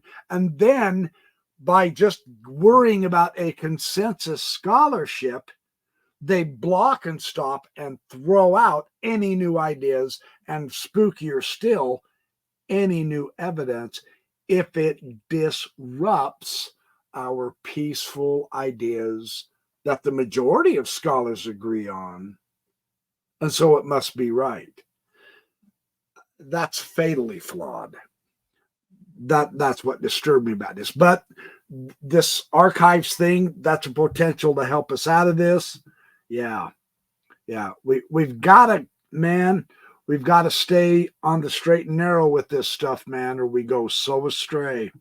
And so I think that's society, that's scientists, frustrated scientists, to answer to, at least in part, the tyranny of peer review and what it's become. So, I think that's one way to do it. Yeah, I mean, there's also the open source movement. This is good too. Which, of course, is probably best exemplified in programming and computer language. Open source really drives progress so much faster, where everybody's checking and counter-checking each other. I mean, that's relatively easy to do with software. It's harder to do experimentally because, often the experiment can take a year. So your feedback loop is not a few hours. Your feedback loop is, a year, at least in biology. In physics, probably even longer. So, I think that to me is how, these ideas of energy or ET real or whatever we want to call them, you can explore them, scientifically. You can maybe set some perimeters with math. You can bring in the philosophers and the social scientists to study and think about the implications of what the math means, right? And then you go from there. Notice again, one thing that we can do to counteract us getting too narrow and dogmatic is we bring in multiple disciplines into this from all walks of life. That is critical. We have to have a cross-examination of our ideas, which in turn helps us have a cross-examination of our assumptions. Our strongest arguments are only as good as our weakest assumptions. So we always have to check those assumptions. If you worry about consensus acceptance, well, the majority believe this is true, therefore it is. That's the road to extinction, not disaster, extinction. We must have the interdisciplinary, cross-disciplinary checks and balances, not only in government, but in our culture and society. That's what the peer review process is supposed to be sustaining, but it can't if it's corrupt into worrying more about, well, what does the majority think? Who cares? The question is, where does the evidence lead to? And follow that. Man, that's critical. So, great stuff so far. I'm loving this. We're a little over halfway. my goodness, this has taken me longer than I thought. I can't help it. This kind of stuff really excites me because of the way, the manner, the style that Nolan is doing this is excellent. But it's interesting. I mean, religions have been dealing with extra dimensions and non-human intelligences for centuries. Alien, angels and demons, the spirits of the forest. Fascinating. The jinn of the Quran. So for those people who ask, well, what good's religion? Richard Dawkins, in his vaunted arrogance, says, well, religion destroys everything and it's no good and it's a waste of time and it's kept us back. Here's the answer. That's just simply a false assumption. Just because he doesn't like religion means that it's bad for the entire species. That is the height of arrogance, and I don't accept it. So this is a great antidote to this. So very important. Et cetera, et cetera, et cetera. Where's heaven and hell? It's another dimension. Are heaven and hell even in the same dimension? Are they different places altogether? I mean, religions struggle with these ideas, but human mind can already encompass the possibility that they exist and have done so since the most primitive of men. That's amazing to me. That also blows my mind as well. That I was just discussing with one of my best friends that maybe science in its way and the way we're doing modern science right now will just confirm those questions, yes, those answers that they were discussing thousands of years before. I mean, I come up with all kinds of, let's say, good ideas in my science. And then I go into the literature and I go, holy shit, somebody else thought of this 50 years ago. I'm not so smart after all. Yeah, that's the collective consciousness in a way. I've had that, yeah. Well, people often say that ideas are in the air, and once enough, it's kind of like evolution, that once there was enough complexity, the raw material is already there, and it just finds its way to come together. No matter, you're just a catalyst. You're not the initiating event. Yeah, and that in itself also, this is a huge other conversation in itself, but the power of thought, even though it comes into the, non-science conversation, it's energy in itself. My brain is computing. Yeah. So we don't really know how to track that, Professor. But I have one question for you regarding, we always think about day one, right, of meeting these non-entities, of meeting non-human. Okay, this is another part. The question this young man asks Dr. Nolan is spectacular. His answer is astonishing. Let's take a look. Shut up, Garry, and let Dr. Nolan speak. And entities. What happens day one? Mm-hmm. Like you said, the stock market crashes, everything goes havoc. Maybe we won't have a presidential election. Just the reality just drastically changes. And you also hinted previously on how should we prepare for an encounter or a confirmation, because I know this is a topic that you also grasp on, because in terms of governmental information, why, if they have it already, why haven't they disclosed it? But let's say that day two comes. How do you envision humans really engaging with this new reality? And also, how do you think we should change, or how we would change pragmatically? Well, I think day two is, let's call it, a more sober reflection on the matter, and the hysterics are gone. I think day two, the majority of the world goes back to living its life and wondering about where its food comes from, who's going to put dinner on the table. Oh, it's tomorrow. I have to take the trash out. I think that's day two. because for most people, it will mean nothing. It will mean nothing. I mean, the people that it matters to are the ones who look to take advantage of it, right? So I don't mean that in a negative sense. I mean that in a positive sense, that, okay, there's something here. What's in it for me? What's in it for the country? What's in it for my family? What's in it for the planet? So that's the conversation. And so actually it ends up looping right back to what humans have been dealing with every day for all of reality is, how do I invest in potential?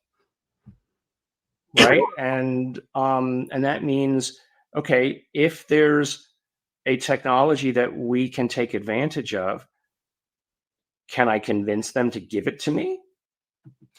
This is utterly eye-opening. This just blows me away. You ready for this? I had never thought this before. That's why I love this subject. It enlarges you, but it also shocks you with a sudden dawning of a reality that curdles your blood. Let's watch.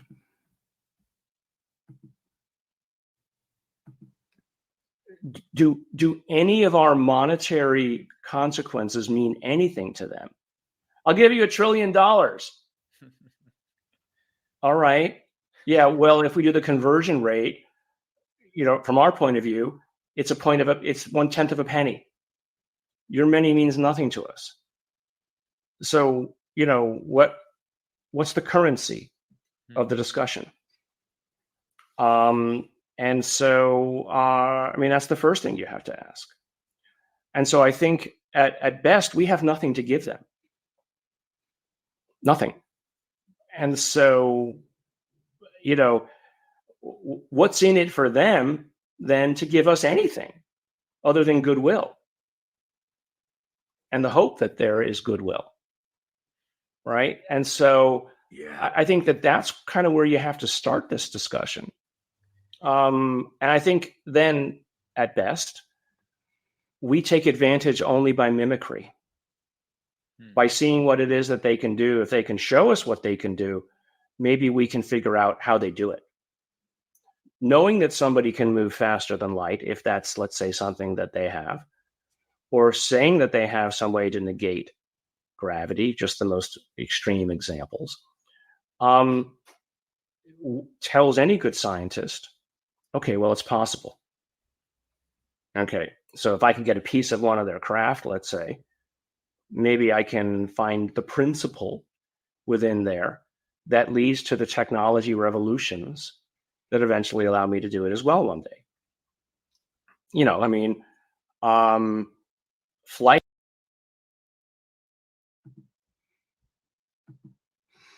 We've got nothing to offer them. Man, that's sombering. That's sobering. They're so advanced.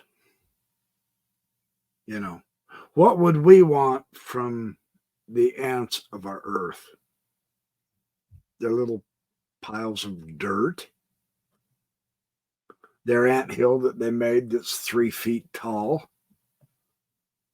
I mean, when you look at that perspective, that sharpens a focus on our importance to ourselves. But is that importance universal? This is sharp, what Nolan has just done. That's an eye-opener.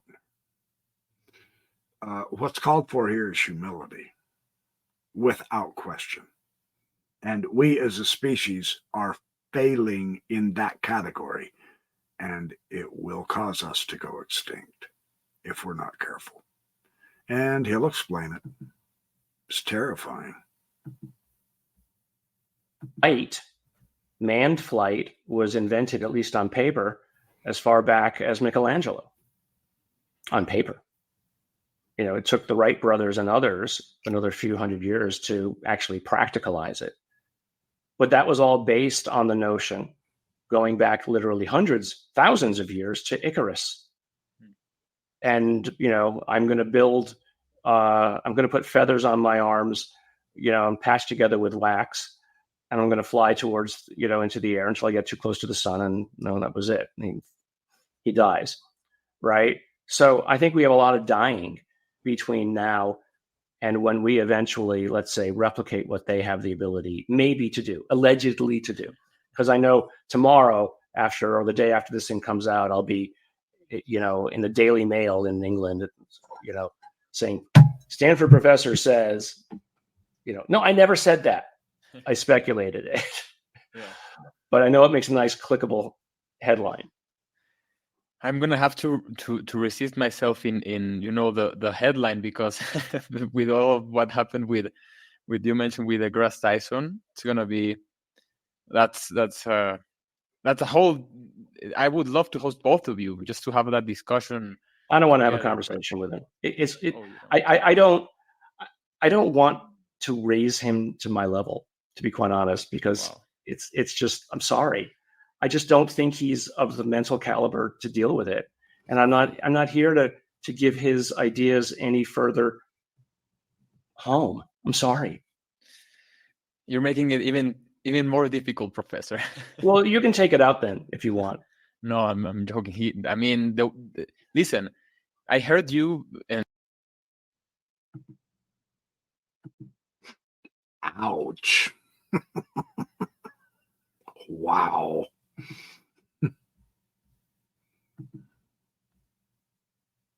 And it made me reflect on, because I do admire some of his ideas, but I also see your perspective on it and how he should stick to his good ideas, not the ideas that are bullying. He should stick to what he's good at and actually transmitting science, not his biases. Bingo. Absolutely. See, this is the problem with the peer review process being corrupted. Well, everyone has to agree with Neil deGrasse Tyson, or he ridicules and mocks you. We need to start spitting on that attitude and saying, knock it off. We're in the business of enhancing our species, not mocking it because it's a different thought than you have or a different idea than you have, because you're not the universal measure by which truth comes out from. You see, developing humility is the most difficult thing we can do, because do you know what the correct cure for curing pride is? More knowledge. Almost paradoxical, but absolutely true. The more you learn, the more you realize you don't know. But if you think you know so much and you are vastly superior, you end up mocking others and their ideas, even if those ideas are correct. And that's what we have to get away from and get out of. We have a moral responsibility for this because our species is on the line. That's why I'm concerned. That's why I'm jumping on this bandwagon. That was well put by Nolan. I'm just saying, that was good. Stunning, but good. Right. Yeah. And, before I got into that tangent, Professor, I also had an additional question. I know we're a bit short of time. I've maybe a couple questions. I'll say a few more minutes. Don't worry. Perfect. You were mentioning on, the possibility of us getting that technology in some form. We're speculating. one of my concerns that I shared with Professor Abiloev was in our conversation was that, with how the world is right now, and I don't mean the world, I mean ourselves. I mean how we're treating each other, the bullying that you're just mentioning, the wars that are constantly increasing, the political spectrum, the ideologies.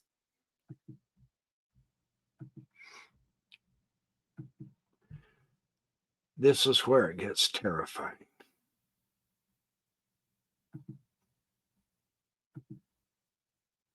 My concern with Professor Loeb was that should we develop technology powerful enough for us to be able to, quote unquote, colonize other planets and to be interstellar? Like, are we a plus in the universe? And yeah, I understand. Are we ready?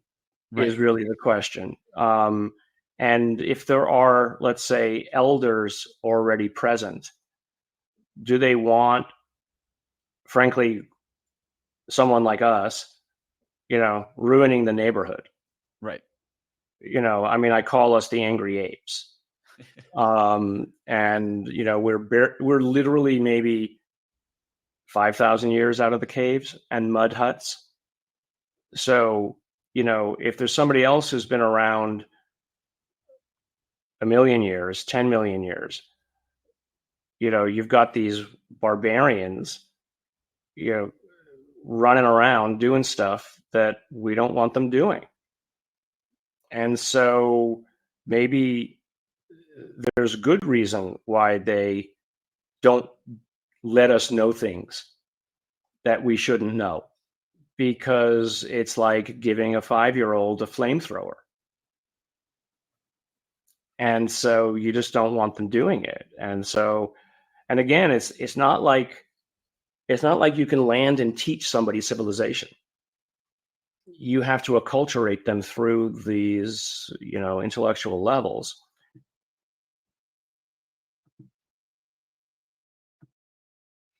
Do we have the maturity to survive? That's what this is coming down to, man. Do we have the survivability and the maturity that is necessary as a species? And is that why the UFOs haven't come down to us? Because we think we're the gods here on Earth.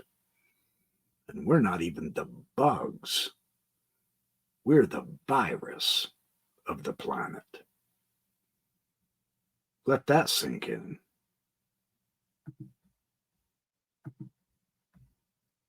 And maybe our brain structure is just not there yet. We're aggressive. I think about the bonobo chimps. Mm-hmm. The ones that basically, when they're in conflict, they have sex to diffuse the situation. Those are the bonobo chimps as opposed to the chimps that we know. When they're in conflict, they kill each other. I mean, they, and so, maybe the bonobos should have won. Right. But no, the intellectual grandfathers of us and humans are really the same as the aggressive chimps. And so maybe it takes a different brain structure and maybe we need to go through, evolution takes a long time. Maybe we need to go through a fall or two. When I mean fall, I mean a civilizational collapse or two, to get to the point where we realize that we can't let aggression be, or not that we make a decision. It's just that the only things that end up surviving after a few falls are those that have learned other means by which to cooperate that don't involve, forced labor camps.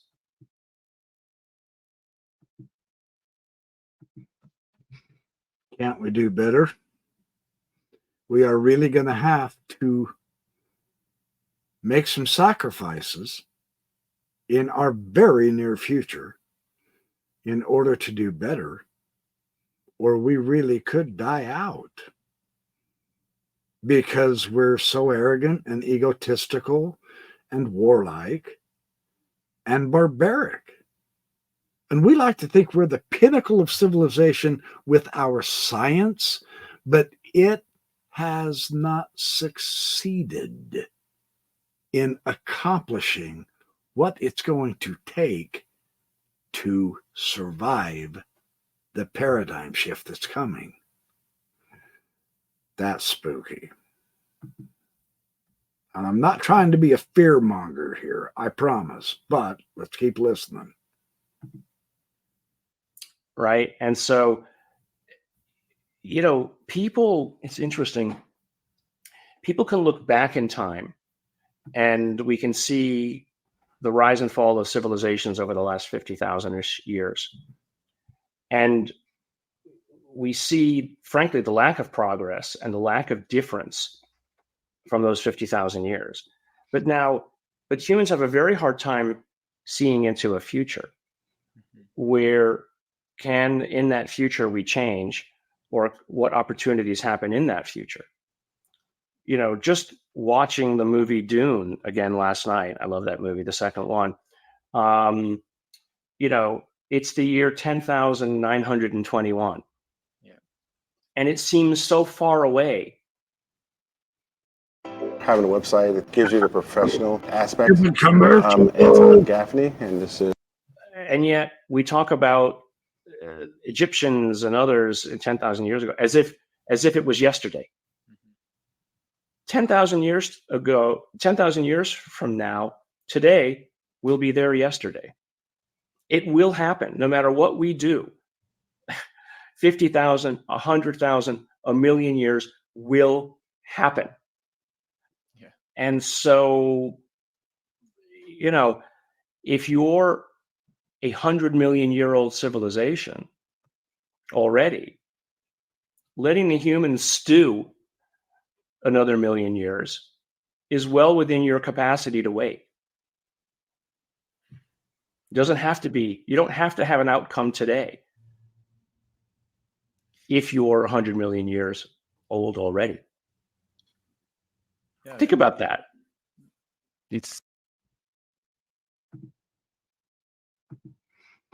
Now that's the context that if we can adapt as a species, we can train ourselves within our lifetimes to stop being so short-sighted and stop worrying about the petty little nothings that we are doing that are literally causing us to go extinct. And if you think I'm bluffing, let's keep watching. It's mind-blowing. Yeah. They have a different, you can imagine, they could have a different time frame, a different level of patience, different agendas. Maybe they don't even have morals. Maybe they don't have morals. Yeah. I mean, again, alien, even if you want to use that term, alien means alien. Alien means I don't understand it. That concept is alien to me, right? I mean, that's just kind of the common parlance use of the word. And so, trying to fit them into the human mindset of expectations and exploitation and use, etc.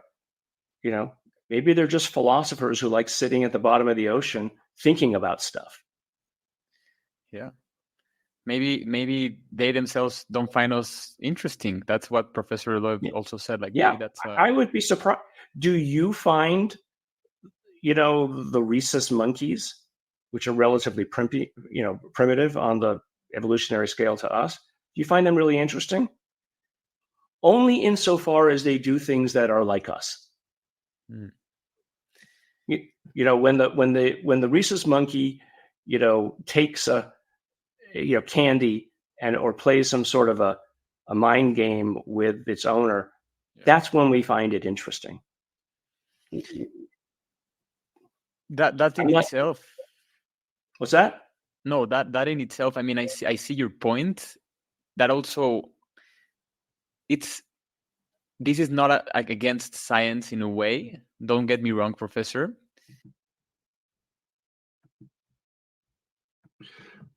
See, the fact that we're having difficulty even accepting this or grasping this, because we already think we own the world. We don't own the world. We don't own the world. The gross misinterpretation of the biblical record when man is given domination, to have domination over the world, is not to destroy it for riches and power. That is not what that meant. But that's how we do it.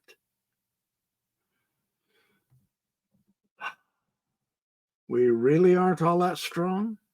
We really aren't all that smart.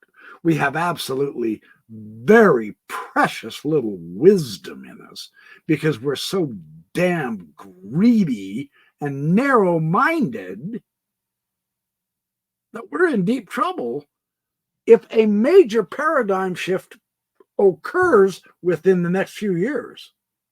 We have to be prepared, and we're not. That's what he's digging at. We are not prepared for this. That's why I am starting to talk about it. We gotta get there.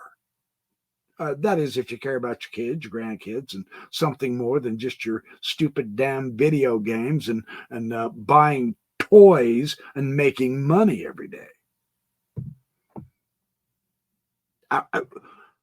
We're out of focus on what's important in our culture for our survival. The Navajo got it right. We are too distracted, man. This is so interesting. Startling, too. But I feel that also we've kind of lost that awe in life. Mm-hmm. And I feel that why this conversation, why this topic on non-humans and going to space and everything, at least for me and for people who have listened previously, what it does, it just sparks the possibility again and removing that conversation of, when's the last time we saw like a rainbow, right? Now we know what's a rainbow, scientifically speaking. So it doesn't provide that awe again of life. And I think that in itself, this conversation, why it sparks so much interest, maybe not in the best way, like we've discussed during this conversation as well, is that it provides that glimpse of again, like being in love in a way, like romanticizing also of life, if I'm explaining myself. You know, one of the best descriptions that I've ever read that our orthodox science has tried so hard to stamp out and destroy is by the wonderful Kabbalistic scholar Leonore Leet in her vast, beautiful spirituality. She said, what we need to do is re-mythologize the scriptures so that we can re-energize and re-spiritualize our lives. Because all we are now is husks looking to make money and buy stuff that we don't even need. We buy so much stupid shit that we've got a storage industry where they destroy vast tracts of land to build up a bunch of really ugly, square, colorless boxes so that you can put your useless shit that you buy because of all the dumb pornographic advertising that you believe, and you have to have it. But once you get tired of it within a week, you don't get rid of it because that represents your wasted wealth. So you cram it into a tight room, shut the door, lock it for fear someone's going to steal your useless junk. And we think that's progress? We are so misguided. So misguided. Yeah, no, it is. No, I use a similar metaphor. It's you always want to be on the horizon of ideas where you can fill the answer to the idea with your own fantasies. Right? Once it becomes concrete, it's less interesting to people. I mean, I know it's less interesting to me. Once I understand something, I'm like, okay, I understand it. What's next?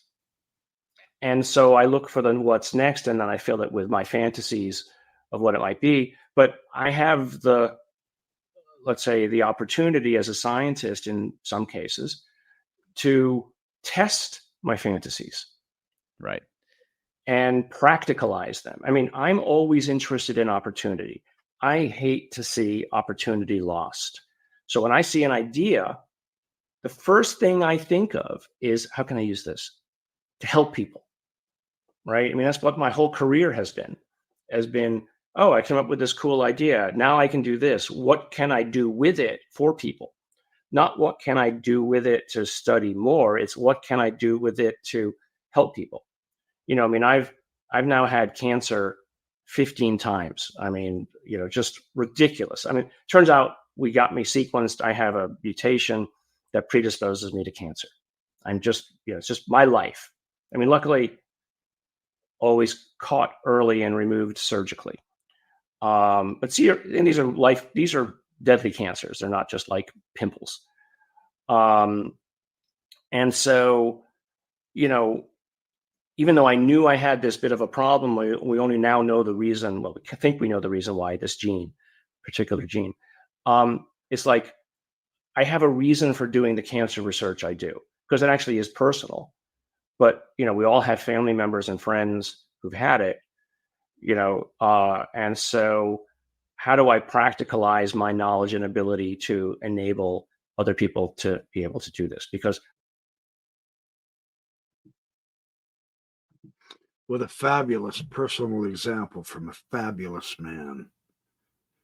And this is what I'm thinking about doing these videos on this paradigm shift that's about to show up. It's already here. It's just still slightly invisible to a lot of us.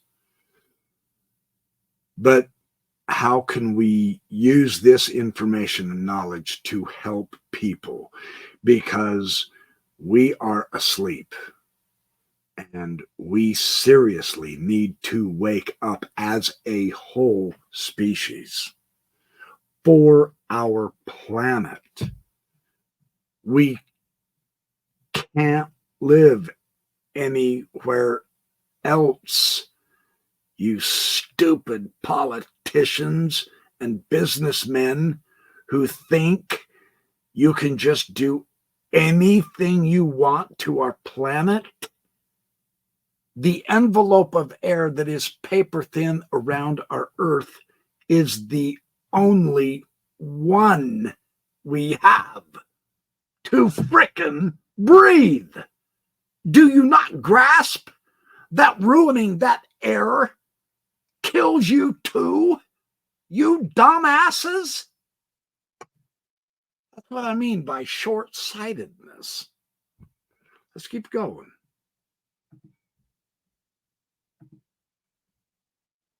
Otherwise, just putting it on a library shelf and hoping somebody else takes advantage of it. It's like, well, why should I wait for somebody else to do something if I know how to do it myself? So, that's how I often think. I realize not everybody is built that way. That's just me. So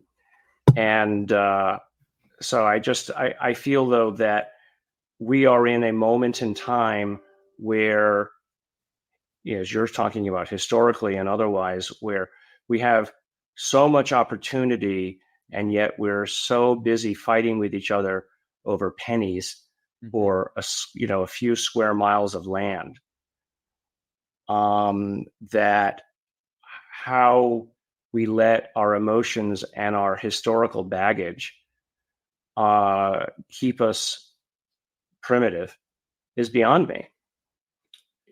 But you have to look again evolutionarily at how we got here.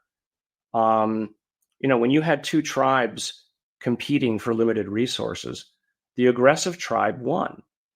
The aggressive tribe likely had a psychotic leader. And so what did you do? You selected for psychosis in leaders. Now we look around at society, and everywhere we look, I see a psychotic leader. And even doesn't matter which side of the political spectrum you're on, they are megalomaniacs and not interested in the common good. They're interested in their own aggrandizement. So what do I look forward to? Our own form of non-human intelligence. I hope artificial intelligence comes along and cleans it all up for us. I will vote for the first artificial intelligent president the moment they're on the ballot. That was one of my questions for.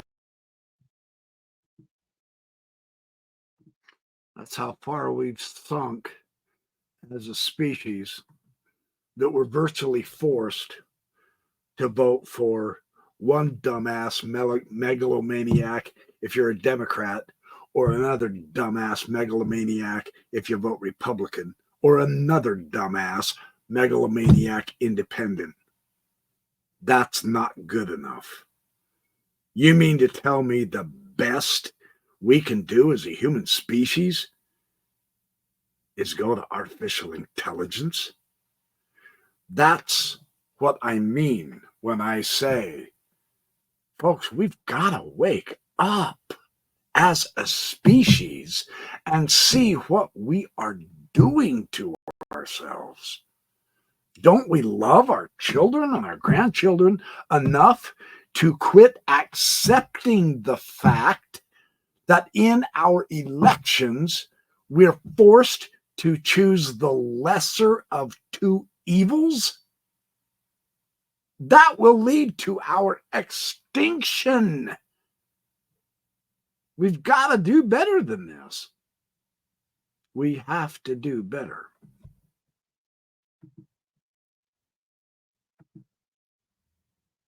For my community, I made a poll, like who would you vote for first, or who will win an election first? A few people voted an AI machine.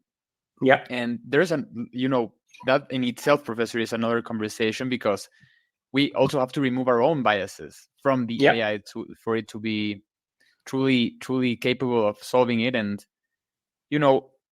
I do, and I mean this in the best way. I feel like you're creating those ideas and you're distilling them for all of us in a way that it's not patronizing. It's for the good of the people, and it's just these hurdles that we need to pass in humanity. We have to do them because the questions that we're asking in this conversation and the topics that we're discussing, finding out life out there or realizing that it's already here, solving those questions, I don't think we will be able to do so if we're fighting for a few miles of territory. That's my concern as well. Yeah. No, it's not. And I see that as lost opportunity. And so, and maybe, maybe ET or NHI sees us, frankly, at least now, as a lost cause, that we're the lost opportunity.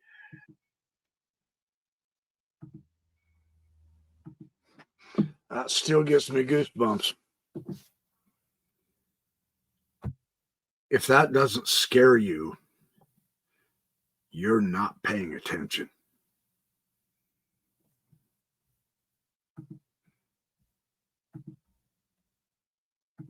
And, we think of life as rare and valuable. Maybe it's not.